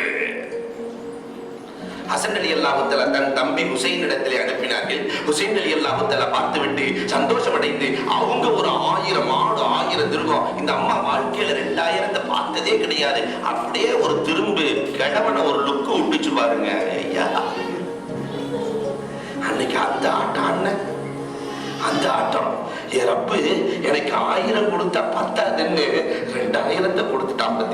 பத்தியா என்று சொல்ல 2 பேரும் சேர்ந்து அப்துல்லா இப்னு ஜாஃபர் ரலியல்லாஹு இடத்திலே அனுப்புகிறார்கள். அப்துல்லா இப்னு ஜாஃபர் ரலியல்லாஹு தஆலா அவர்கள் 2000 ஆடு 2000 திருகத்தை கொடுக்குறாங்க. மற்றவங்கள 1000 இவங்க 2000. இந்த கிழவி கேட்குது, அவங்க 1000 தான் கொடுத்தாங்க, நீ 2000 கொடுத்திருக்கிறீங்களே, என்ன காரணம்? அம்மா, நான் 2000 கொடுத்தால் அவர்கள் நேரடி நபியின் பேரர்கள். அவர்கள் 1000 கொடுத்த நன்மையை பெற முடியும். நான் 2000 கொடுத்தான் நன்மையில் ஆரோக்கியமான போட்டி. நான் 1000 கொடுத்த நன்மையை பெற முடியும். 4000 ஆடுகள் இந்த அம்மா வாழ்நாள்ல பார்த்தவே இல்லை. அந்த கிழவி ஒரு திரும்பி அந்த கணவனை பார்த்து ஒரு வார்த்தை சொல்லுச்சு, இந்த உலகத்திலேயே எனக்கு ஒன்றுக்கு 4000 கொடுத்திருப்பு, ஆகிரத்தில் எவ்வளவு கொடுக்க போகிற? ஆகிரத்தில் எவ்வளவு கொடுக்க போகிற? ஒரு உண்டியலை பார்த்தேன், உங்கள் கரங்களுக்கு வந்தது. நாம் கொடுக்கிற ஒன்றுக்கு, மார்க்கத்திற்கு கொடுக்கிற ஒன்றுக்கு அன்றைக்கு அல்ல 4000 கொடுக்கிறவளால் நமக்கு தருவதற்கு எவ்வளவு நேரமாகும்? ஒன்றுக்கு 4000 4 லட்சமாக அல்லாஹ் ரப்பல் ஆலமீன் கொடுக்கிறார். நம்பிக்கை வேண்டும். அல்லாஹ்ட்ட கேட்கணும். நம்ம ஒருத்தருக்கு தர்மம் செய்யும் போது அல்லாஹ்ட்ட கேட்கணும், ரப்பல் ஆலமீனே இதை நீ வளர்த்து கொடுறப்பே, இதை வளர்த்து கொடுறப்பே. ஆட்டின் மந்தைகளை போன்று கொடுக்கிற பொழுது கௌசல்யாவிடம் சொல்லுவார்களா, ஒரு தர்மம் செய்யும் போது சொல்லுவார்களா, இதற்கு பகரமாக கடலின் மணலை போன்று என் தர்மத்தை வளர்த்து கொடு, மரத்தின் இலையை போன்று என் தர்மத்தை வளர்த்து கொடு, மழையின் துளியை போன்று என் தர்மத்தை வளர்த்து கொடு. அன்புக்குரியவர்களை எண்ணி பார்க்கிறோம். அப்ப ஒண்ணு கொடுத்தா அல்லாஹ் எப்படி கொடுக்கிறான் யோசித்தோம் அல்லவா? மனிதன் குறை செய்வான், கேட்பதை விட குறைவாக கொடுப்பான். அல்லாஹ் கேட்பதை விட அதிகமாக கொடுப்பான். அப்ப அந்த அல்லாஹ்ட்ட கேட்கும் போது இவ்வளவு ஆற்றல் நிறைந்த அல்லாஹ்விடத்திலே கேட்கிற பொழுது உளப்பூர்வமாக திக்ர் செஞ்சு உளப்பூர்வமாக ரப்பல் ஆலமீனே எனக்கு இன்னென்ன தேவைகள் இருக்கிறது ரப்பே, நீ கொடுத்து விடு ரப்பே என்று சொன்னால் அல்லாஹ் கொடுப்பான். ஹஜ்ஜாஜ் இப்னு யூசுப் காபத்துல்லாவை வலம் வந்து கொண்டிருக்கிறார். அங்க ஒரு கண் தெரியாத குருடன் காபத்துல்லாவை தவாப் செஞ்சுக்கிட்டு இருக்கிறார். ஹஜ்ஜாஜ் இப்னு யூசுப் ரொம்ப மோசமான ஆள். 40,000 பெண்களை சிறைப்படுத்தியவர், 1,00,000க்கும் மேற்பட்ட உலமாக்களை கொண்டு வைத்தவர். காபத்துல்லா அப்படி வரம் போயிட்டு இருக்கிறேன். அப்ப இந்த குருட்டா சாமி, அல்லாஹ் எனக்கு கண்ணை கொடு, அல்லாஹ் எனக்கு கண்ணை கொடு, கள்ள பார்வை கொடு, கள்ள பார்வை கொடு, கள்ள பார்வை கொடுன்னு ஒரே துவா. இப்பதான் நீ தவாஃப் ஆரம்பிச்சிருக்கிற. தவாஃப் முடிவதற்குள் உனக்கு கண் பார்வை தெரியவில்லை என்றால் உன் கழுத்து எடுத்துட்டு வேண்டார். தவாஃப் 7 சுத்து முடியறதுக்குள்ள உனக்கு கண் பார்வை தெரியவில்லை என்றால் உன் கழுத்தை எடுத்து விடுவேன். அந்த கண்ணு தெரியாத குருடனுக்கு கவலையாயி போச்சு. அல்லாஹ் கேட்கிறார், யா அல்லாஹ், இதுவரை எனக்கு பிரச்சனை கண்ணுதான், இப்ப கழுத்திலேயே பிரச்சனை வந்துருச்சுறப்பே, கழுத்திலேயே பிரச்சனை வந்துருச்சுறப்பே, எப்படியாவது கண்ணை கொடுத்துடுறப்பே, கண்ணை கொடுத்துடுறப்பே. இதுவரை உதட்டிலிருந்து வந்த வார்த்தை இப்பொழுது உள்ளத்திலிருந்து வர ஆரம்பித்து விடுகிறது. உள்ளத்திலிருந்து அவர் 7 சுற்றை முடிக்கிறார். கண் பார்வை தெரிகிறது. ஹஜ்ஜாஜ் இப்னு யூசுப் பார்க்கிறார். எதனால் தெரிந்தது தெரியுமா என்று ஹஜ்ஜாஜ் கேட்கிற பொழுது, தெரிந்து விட்டது அரசே, தெரிந்து விட்டது அரசே, இத்தனை நாள் வெறும் உதட்டு வார்த்தைகளாக இருந்தது, இப்பொழுது உள்ளத்திலிருந்து வந்த காரணத்தினால் அல்லாஹ் ஏற்றுக்கொண்டார். இதை போன்று உள்ளத்திலிருந்து துஆவும் வந்துவிட்டால் வானத்தையும் திறக்கும், பூமியையும் திறக்கும். பெருமானார் அடுத்து 2வது திறவுகோலை அறிமுகப்படுத்துகிறார்கள். மிஃப்தாஹுர் ரஹ்மா, அல்லாஹ்வின் அருளுக்கான திறவுகோல் என்ன தெரியுமா? பெருமானார் ஸல்லல்லாஹு அலைஹி வஸல்லம் கேட்கிறாங்க, மிஃப்தாஹுர் ரஹ்மா, அல்லாஹ்வினுடைய அருள் இல்லை என்றால் இந்த உலகத்தில் நிம்மதியாக வாழ முடியாது. அல்லாஹ்வின் அருளுக்கான திறவுகோல் ரஹ்மத்துல் லில் ஹல்க், படைப்பினங்களுக்கு உபகாரியாக இருப்பது. அடுத்தவங்களுக்கு உபகாரம் செய்தால் அல்லாஹ் ரஹ்மத்தை செய்கிறான். மனிதர்களுக்கு மட்டுமல்ல, இது மிருகங்களுக்கும் சொந்தம். ஆடு மாடுகள் எல்லாம் படைப்பினங்களுக்கு உபகாரம் செய்கிற காரணத்தினால் அதனை அல்லாஹ் ரஹ்மத்தை செய்கிறான். அபிவிருத்தி இருக்கிறது. நாங்க 4 நாளைக்கு பாலே கொடுக்க மாட்டேன்னு மாடெல்லாம் ஒன்னா சேர்ந்து ஸ்ட்ரைக் பண்ணிருச்சு. என்ன நடக்கும்? ஒரு ஃபங்க்ஷன் வைக்க முடியுமா? வீட்டுல டீ குடிக்க முடியுமா? ஹோட்டல் நடக்குமா? யோசிக்க வேண்டும். ரஹ்மத்துல் லில் ஹல்க், உலகத்தில் ஜீவராசிகள் கூட மனிதர்களுக்கு உபகாரியாக இருந்திருக்கிறது. பெருமானார் ஸல்லல்லாஹு அலைஹி வஸல்லத்தினுடைய காலத்திலே ஒரு சஹாபி வந்து சொல்கிறார், நபியே நாயகமே, என் ஒட்டகத்தை, என் பிள்ளைய கூட நான் பாதுகாப்பா பாசமா வளர்க்கிறேன் நாயகமே, அதுக்கு சாப்பிட கொடுக்காம நான் சாப்பிடுறதில்லை, அதுக்கு குடிக்க கொடுக்காம நான் குடிக்கிறதில்லை, அது மேல கூட நான் ஏறி சவாரி செய்யறதில்லை நாயகமே, அவ்வளவு நான் வளர்க்கிறேன். ஆனா அந்த பாலா போன ஒட்டகம் ராத்திரி நான் போய் தூங்க போனா பாரி வச்சு அழுகிறது நாயகமே, என்னை தூங்கவே விடுறதில்லை நாயகமே. பெருமானார் ஸல்லல்லாஹு அலைஹி வஸல்லம் நம்மை போன்றவர்கள் அல்ல, ஒரு பக்கம் கேட்டு விட்டு தீர்ப்பு சொல்வதற்கு. நம்மால தீர்ப்புல எப்படி இருக்கும்னா, பொதுவாகவே தமிழ்ல ஒரு வழக்குங்கிற ஒரு சொல்லு இருக்கு. அதுக்கு ஆங்கிலத்துல 2 வேர்டை பயன்படுத்தலாம். வழக்குங்கிறதுக்கு ஷூட் அப்படின்னாலும் வழக்குதான், கேஸ் அப்படின்னாலும் வழக்குதான். நம்ம ஷூட் கேஸ் தள்ளினா வழக்கு மாறி போயிடுது இல்லையா? ஆனா பெருமானார் ஸல்லல்லாஹு அலைஹி வஸல்லம் ஒரு பக்கம் கேட்டு தீர்ப்பளிக்கிற பண்பாடு நாயகத்திற்கு சொந்தமல்ல. ஒட்டகத்தை அழையுங்கள் என்றார்கள் பெருமானார். ஒட்டகம் வருகிறது. பெருமானார் கேட்கிறார்கள், உன் எஜமானன் இதையெல்லாம் சொல்லி இருக்கிறார், அவர் சொன்னது சரிதானா என்று கேட்க, அந்த ஒட்டகம் சொன்னது, ஆம் நாயகமே, சந்தேகமே இல்லை நாயகமே, என்னை பிள்ளையை விட பாதுகாக்கிறார், வளர்க்கிறார், உருவாக்குகிறார், ஆளாக்குகிறார், எல்லாம் செய்கிறார் நாயகமே. ஆனால் அப்படின்னு ஒரு இழுத்துச்சு. என்ன என்று பெருமானார் கேட்கிறார்கள். காலையிலிருந்து மாலை வரை உழைக்கிற என் எஜமானன் மகரிபு தொழுது விட்டு இஷா தொழுகாமலே தூங்கி விடுகிறார் நாயகமே. இஷா தொழுகாமல் என் எஜமானன் உறங்கி அவர் நரகத்திற்கு செல்வதை நான் உயிரோடு இருக்கிற வரை அனுமதிக்க முடியாது நாயகமே.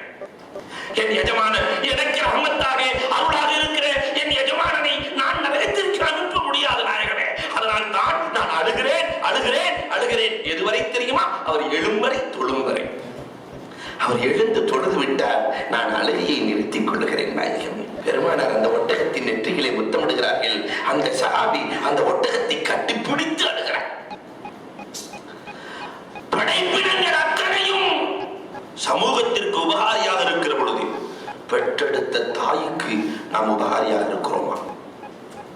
யோசிக்க வேண்டும். பெற்றெடுத்த தாய் உபகாரியாக இருக்கிறோமா? எண்ணி பார்க்கிறோம்.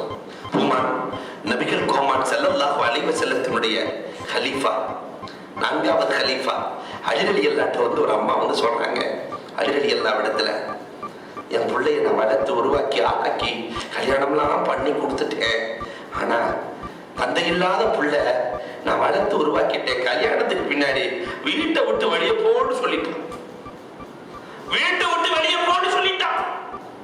இப்போ உழைக்கிறதுக்கு எனக்கு சக்தி இல்ல அலியே,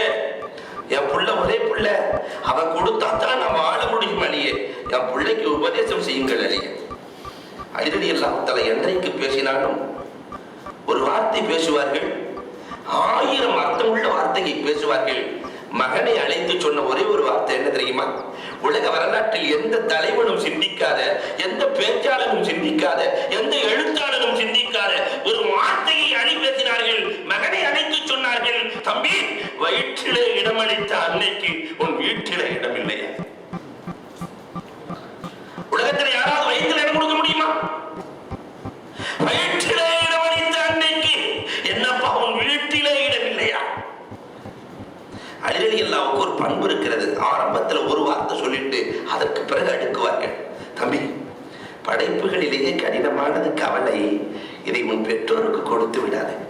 வந்தவருக்கு புரியல, படைப்பிலே கடினமானது கவலையா என்று கேட்க அலி ரலியல்லாஹு தஆலா சொல்கிறார்கள், நீ நினைக்கலாம் படைப்பிலே கடினமானது பெரிய மலைக்கோட்டை என்று நினைக்கலாம். மலையை விட கடினமானது இரும்பு, அதை உடைத்து விடும். இரும்பை விட கடினமானது நெருப்பு, அதை உருக்கிவிடும். நெருப்பை விட கடினமானது தண்ணீர், அதை அணைத்துவிடும். தண்ணீரை விட கடினமானது மேகம், அதை உயர்த்திவிடும். மேகத்தை விட கடுமையானது காற்று, அதை மலையாக இறக்கிவிடும். காற்றை விட கடினமானவன் மனிதன், அதை தேக்கி வைத்துக் கொள்வான். கேஸ்னு தேக்கி வச்சுக்குவான். இந்த மனிதனை விட கடுமையானது போதை, அவனை மிகைத்துவிடும். போதையை விட கடினமானது தூக்கம், இந்த போதையை மிகைத்துவிடும். தூக்கத்தை விட கடினமானது கவலை, இந்த கவலை தூக்கத்தை கெடுத்து விடும்.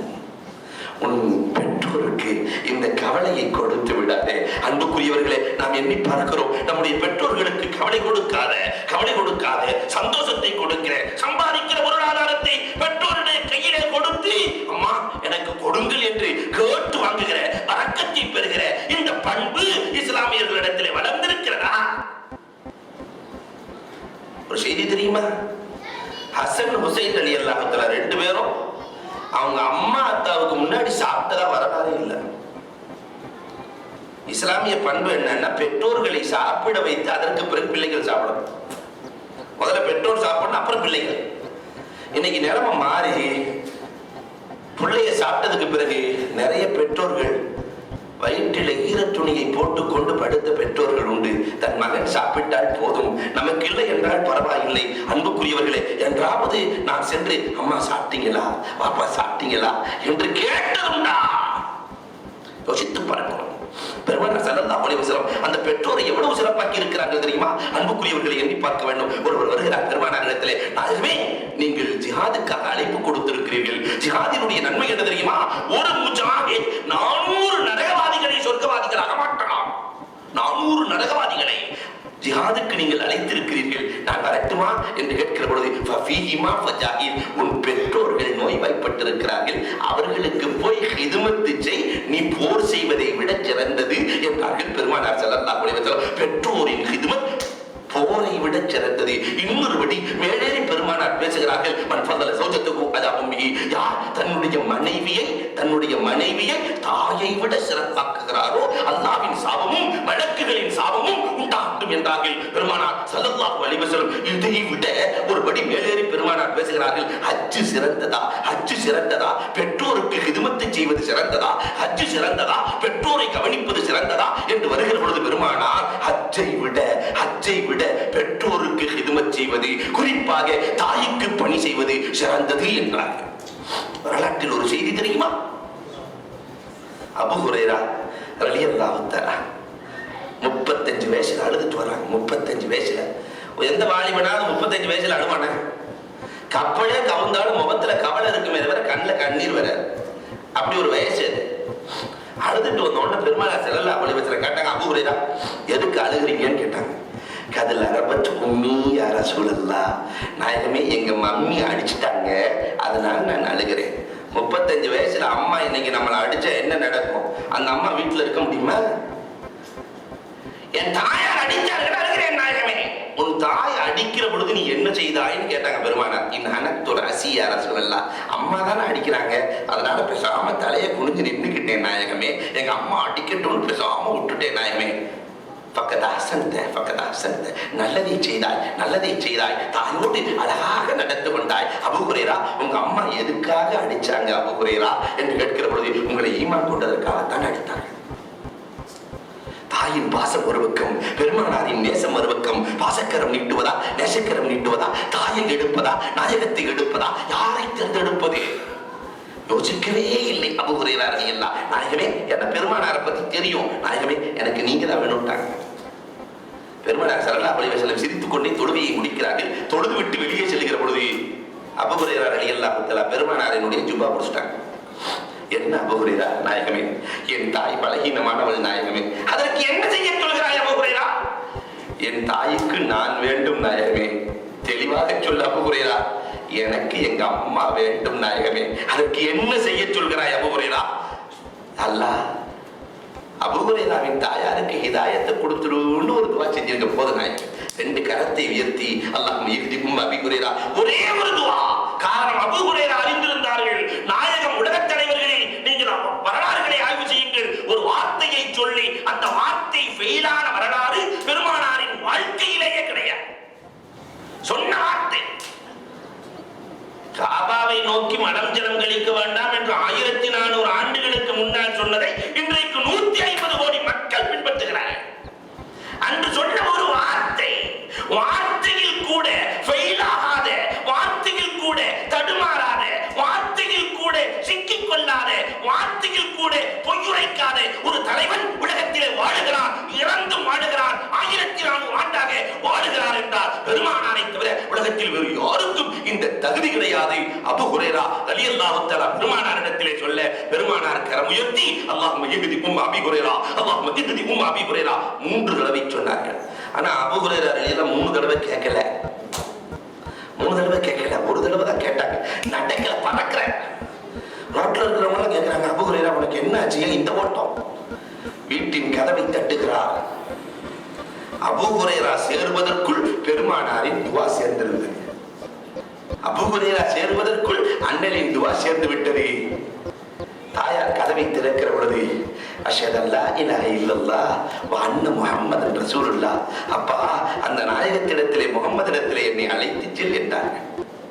இப்ப தாயின் மீது எவ்வளவு பாசம். பெருமானார் ஹஜ்ஜத்துல் வதா, ஹஜ்ஜுக்கு புறப்படுகிறார்கள். நாயகத்தோடு 18,000 சஹாபாக்கள் புறப்படுகிறார்கள். 18,000 சஹாபாக்கள் புறப்படுகிறார்கள். இந்த நேரத்திலே அபூ ஹுரைரா ரலியல்லாஹு அன்ஹு, நாயகமே நானும் உங்களோடு ஹஜ்ஜுக்கு வருகிறேன் என்று சொல்ல, பெருமானார் சொன்னார்கள், உன் தாய் நோய்வாய்ப்பட்டிருக்கிறார் அபூ ஹுரைரா, என்னோடு வராதே, இதைவிட சிறந்தது உன் தாய்க்கு பணி செய்வது என்றார்களே. ஹஜ்ஜை விட சிறந்த ஹிதுமத்துல் வாலிதைன், பெற்றோர்களுக்கு பணி, பிள்ளைகளை விட சிறப்பு பெற்றோர்களுக்கு பணி செய்வது, நஃபிலான வணக்கத்தை விட சிறப்பு பெற்றோர்களுக்கு பணி செய்வது, ஹிஜ்ரத்தை விட சிறப்பு பெற்றோர்களுக்கு பணி செய்வது என்று பெருமானார் சொன்னார்களே. அன்புக்குரியவர்களே, நாம் அந்த பணியை செய்திருக்கிறோமா? யோசிக்க வேண்டும். அல்லாஹ்வுடைய ரஹ்மத் வேணும்னா பெற்றோர்களிடத்துல துஆ வாங்கினா போதும். அவங்களிடத்துல நற்பெயர் வாங்கினாலே அல்லாஹ்வுடைய ரஹ்மத் தானாக கிடைத்துவிடும். இதைத்தான் பெருமானார் சொன்னார்கள், மிஃப்தாஹுர் ரஹ்மா யஹ்சானுல் கல்ப், படைப்பிடங்களுக்கு உபகாரம் செய்வது, குறிப்பாக பெற்றோர்களுக்கு. மூன்றாவதாக பெருமானார் ஒரு திறவுகோலை சொல்கிறார்கள், மிஃப்தாஹுன் நஸ்ரி வல் லுஃபுர், வாழ்க்கையிலே தொட்டதிலெல்லாம் வெற்றி பெறுவதற்கு ஒரு திறவுகோலை சொல்லட்டுமா? நாங்க சகாபாக்களிடம் மிஃப்தாஹுன் நஸ்ரி வல் லுஃபுர், வெற்றிக்கான திறவுகோல். நமக்கு அந்த திறவுகோல் கண்டிப்பாக தேவை. சஹாபாக்கள் அது என்ன நாயகமே என்று சொல்ல பெருமானார் சொன்னார்கள், அஸ்ஸபுர், பொறுமை என்றார்கள். வெற்றிக்கான திறவுகோல் பொறுமை. குடும்பத்திலே, மனைவியிடத்திலே, கணவனிடத்திலே, மாமனார் மாமியாரிடத்திலே, தன் சமூகத்திடத்திலே, தொழிற்சாலையிலே பொறுமை. இதுதான் வெற்றிக்கான திறவுகோல். ஆனா இன்னைக்கு நம்ம சமுதாயத்துல பொறுமை இருக்கிறத, அதுவும் குறிப்பா தாய்மார்களே, மாமியா மருமகளுக்கு மத்தியில இந்த சபர் வந்திருக்குதா? கொஞ்சம் நம்ம யோசிச்சு பார்க்கிறோம். மருமக எப்படா மாமியாவை காலி பண்றதுன்னு யோசிக்குது, மாமியா எப்படா மருமகளை காலி பண்றதுன்னு யோசிக்கிறான்.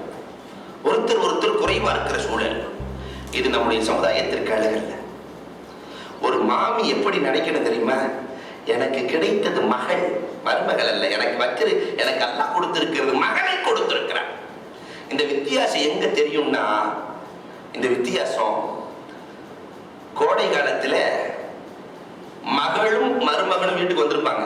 இந்த அம்மா சமையல் அறையில வேலை செய்யும். மக கூட மாட போய் வேலை செய்ய போகும். கூட மாட, அம்மா நீ ஏன் வந்து வேலை செய்யற, போய் உங்க வீட்டுக்கார்ட்ட பேசிட்டு நான் எல்லா வேலையும் பார்த்துக்கிறேன். இது மகளுக்கு கொடுக்குற மரியாதை. இதே நேரத்தில் மருமக லேசா போய் அப்படி பேசிட்டு இருந்துச்சுன்னா கணவன்கிட்ட அடுப்படியில் 1000 வேலை கிடைக்கிறது, என்ன தலையண மந்திரம் எப்ப பார்த்தாலும் அவன்கிட்டயே போய் நிற்கிறான். பண்புக்குரியவர்களே, மகளுக்கு ஒரு மரியாதை, மருமகளுக்கு ஒரு மரியாதை என்ற நிலை கூடாது. மார்க்கம் மருமகளை மகனாக நினைத்து சொல்கிறது. இப்படி நினைச்சா அந்த குடும்பத்தில் பிரச்சனை நடக்குமா? யோசிச்சு பாருங்க. அதே நேரத்தில் ஒரு மருமகள் எப்படி நினைக்க வேண்டும் என்றால், ஒரே பிரசவத்தில் 2 பிள்ளைகளை பெற்ற தாய் உண்டு.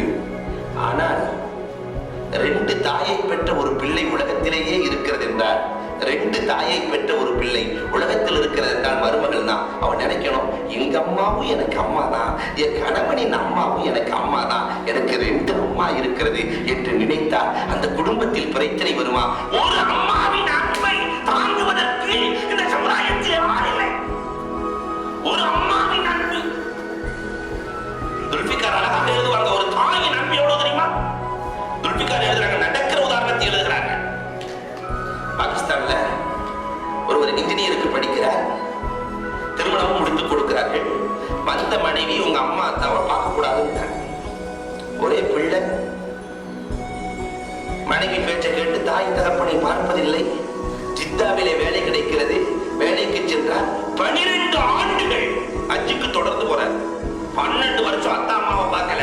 இடையில தகப்பனார் மூத்தாயிட்டாரு, தகப்பனாரின் மரணத்திற்கு வரவில்லை. மனைவியின் பேச்சை கேட்டுக்கொண்டு 12 ஆண்டுகள் ஹஜ்ஜி. அரபாவிலே துவா செய்கிறார். முஸ்தலிஃபாவுல போய் 12 வருஷமா படுத்து தூங்குவாரு. ஒரு கனவு காணுவாரு, நான் துக்குமடு ஹஜ்ஜுக்கு ஹஜ்ஜெல்லாம் ஏத்துக்க முடியாதுப்பா. முஃப்தி இடத்துல வந்து கேட்கிறார், 12 வருஷமா இப்படி கனவு கட்டுறேன், எனக்கு என்ன விளக்கம்? உன் பெற்றோருக்கு நீ அநீதி அளித்திருக்கிறாய், போய் மன்னிப்பு கேட்பா. மன்னிப்பு கேட்பதற்காக வருகிறார். 12 ஆண்டுகளுக்கு பிறகு தகப்பன் இறந்து விட்டார். தாயார் நோய்வாய்ப்பட்டு கண் தெரியாமல் ஒரு வீட்டிலே, சொந்தத்தின் வீட்டிலே முடங்கி படுத்துக் கொண்டிருக்கிறார். வந்து கதவை தட்டி, அம்மா உன் மகன் அப்துல் காதர் வந்திருக்கேம்மா என்று சொல்லுகிற பொழுது 12 ஆண்டு நடந்ததையெல்லாம் அந்த தாய் மறந்து, மகனே உன்னை பார்க்க எனக்கு இப்பொழுது கண்ணிலே ஒளியில்லை அப்பா, நீ எப்படி இருக்கிறாய், உன் பிள்ளைகள் எப்படி இருக்கிறது, நீ எப்படி இருக்கிறாய், உன் பிள்ளைகள் எப்படி இருக்கிறது என்று கேட்கிறானே தன்னை. இந்த அன்னைக்கு உலகத்தில் யாராவது உண்டா? யோசிக்கவன்.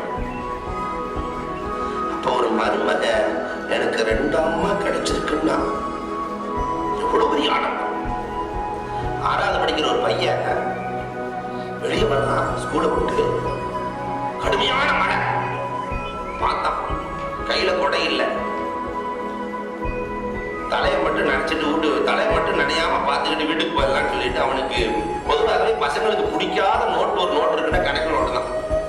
அதை எடுத்து தலையை மட்டும் கணக்கு பண்ணிட்டான். நேரம் வீட்டுக்குள்ள போய் நுழையிறான். வாப்பா நிற்கிறார். நானும் சாத்துறேன், 2வது எவ்வளவு கஷ்டப்பட்டு நான் நோட்டு வாங்கி கொடுக்குறேன், இப்படி நினைச்சிட்டு வந்து நிற்கிறியடா பாவிப்பேல என்று வாப்பா 4 அடி அடிக்கிறார். உள்ள போனவன அம்மா பாக்குறாங்க. மகனே தலை மட்டும் நனையல, உடம்பெல்லாம் நினைச்சிருக்கியாப்பா. அம்மா கணக்கு நோட்டை வச்சு நான் தலையை கணக்கு பண்ணிட்டேன்மா. அந்த அம்மா சொல்லிச்சான், உனக்கு இங்கிலீஷ் நோட்லாம் இல்லையா, அறிவியல் நோட்லாம் இல்லையா, எல்லாத்தையும் வச்சு உடம்பையே கணக்கு பண்ணிருக்கலாமே மகனே. நோட்டு போனா வேறு நோட்டு வாங்கலாம் மகனே. உன் உடல் போனா என்ன தாங்க முடியும்?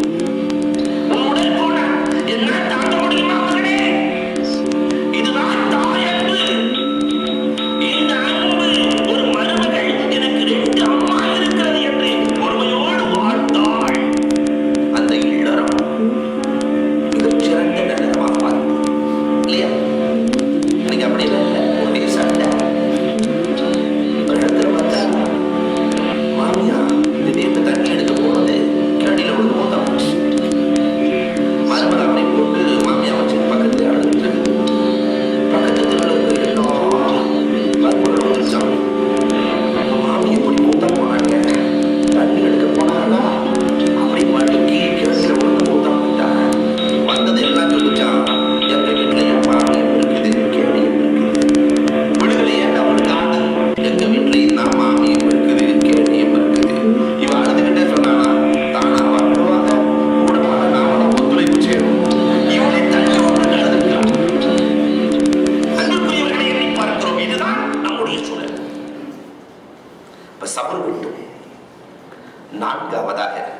பெருமானார் சொன்னார்கள், மிஃப்தாஹு ரிஸ்க், எல்லாம் கடை வைத்திருப்பவர்கள் ரிஸ்க் அதிகமாக வேண்டுமானால் பெருமானார் ஸல்லல்லாஹு அலைஹி வஸல்லம் ஒரு பெரிய சூட்சுமத்தை சொல்லிக் கொடுக்கிறார்கள். செய்து பாருங்கள், நிச்சயமாக சத்தியமாக அல்லாஹ் இது வெற்றியை கொடுப்பான். மிஃப்தாஹு ரிஸ்க் அஸ்ஸஇ மஅல் இஸ்திஃபார். கடை திறக்கிற பொழுது அஸ்தக்ஃபிருல்லாஹ் வ அத்தூபு இலைஹி 100 தடவை, கடையை மூடுகிற பொழுது அஸ்தக்ஃபிருல்லாஹ் வ அத்தூபு இலைஹி 100 தடவை ஓடிவிட்டு மூடுங்கள். அதே நேரத்திலே அஸ்ஸஇ மஅல் இஸ்திஃபார், சாதுரியத்தோடு வியாபாரம் செய்யுங்க. பெருமானார் சொன்னார், இந்த சமுதாயத்துக்கு சாதுரியம் இருக்கிறது, சாதுரியம் இருக்கிறது, ஆனா இஸ்திஃபார் இருக்கிறதா? இல்லை.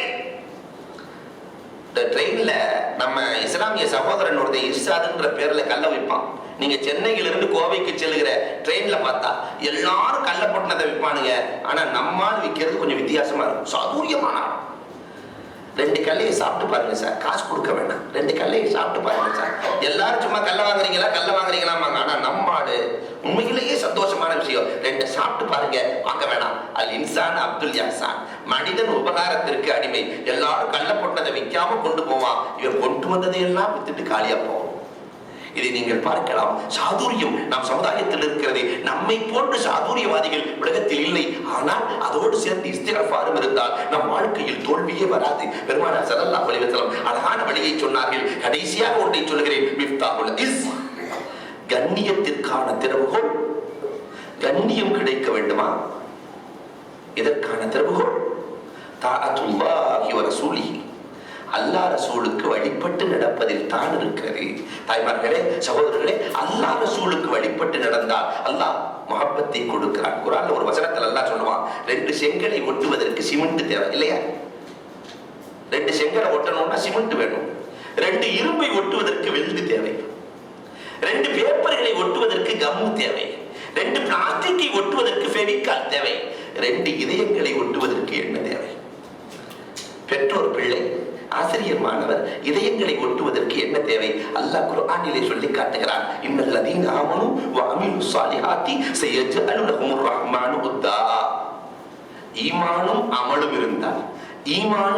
இருந்தால் தொழுகை, வணக்கம், நோன்பு இதெல்லாம் இருந்துச்சுன்னா நான் உள்ளங்களை ஒட்டுகிறேன். 25 வருஷத்துக்கு முன்னாடி நம்ம குடும்பத்துல ஈமானும் அமலும் இருந்தது, தொழுகை இருந்தது, நோன்பு இருந்தது, எல்லாம் இருந்தது, குர்ஆன் இருந்தது, உள்ளங்கள் ஒட்டி இருந்தது. 9 பேர் 10 பேர் ஒன்னா சேர்ந்து வாழ்ந்துட்டு இருந்தாங்க. இன்றைக்கு அந்த ஈமானும் அமலும் குறைந்து போன காரணத்தினால் உள்ளத்திற்கு மத்தியிலே அல்லாஹ் ரப்பல் ஆலமீன் பெரிய ஒரு பிரிவை ஏற்படுத்தி விட்டார். அதனால் சென்ற காலம் சென்றதாக இருக்கட்டும், இனி நிகழ்காலத்திலாவது நாம் ஈமான் அமல்களை வலுவாக செய்து திக்ரையும் துஆவையும் பிடித்து அல்லாஹ்வினுடைய அருளையும் அன்பையும் பெற்று இந்த உலகத்திலும் மறு உலகத்திலும் சிறந்தவர்களாக வாழ வல்லோன் அல்லாஹ் தௌஃபீக் செய்தருள்வானாக என்று கூறி வாய்ப்புக்கு நன்றி கூறி, அன்புக்குரியவர்களே, அல்லாஹ் ரப்பல் ஆலமீன் நம் அனைவருக்கும் நிறைந்த வளத்தை தந்தருள்வானாக. நம் அனைவரையும் அல்லாஹ் ரப்பல் ஆலமீன் ஹாஜிகளாக ஆக்கி அருள்வானாக. நம் அனைவரும் பெருமானார் ஸல்லல்லாஹு அலைஹி வஸல்லம் ரவுலாவுக்கு முன்னால் சென்று அஸ்ஸலாத்து வஸ்ஸலாமு அலைக்க யா ரசூலல்லாஹ், அஸ்ஸலாத்து வஸ்ஸலாமு அலைக்க யா ஹபீபல்லாஹ் என்று சலாம் சொல்லுகிற தௌஃபீக் ரப்பல் ஆலமீன் தந்தருள்வானாக. நமக்கும் நம்முடைய பிள்ளைகளுக்கும் நீண்ட ஆயுளையும் நிறைந்த வளத்தையும் தந்தருள்வானாக. நீண்ட நெடிய நோய்களிலிருந்து அல்லாஹ் பாதுகாத்தருள்வானாக. நம்மையும் நம்முடைய சந்ததிகளையும் அல்லாஹ் ரப்பல் ஆலமீன் திடீர் மரணத்திலிருந்து பாதுகாத்தருள்வானாக. அல்லாஹ் நம்முடைய வியாபாரம், தொழில்துறைகள், நம்முடைய அனைத்து துறைகளிலேயும் வெற்றியை தந்தருள்வானாக. மிகுந்த லாபத்தை தந்தருள்வானாக. அவனுக்கு வழிபட்டவர்களாக நம்மை ஆக்குவானாக. பெற்றோர்களுக்கு ஹிதமத் செய்வோர்களாக ஆக்குவானாக.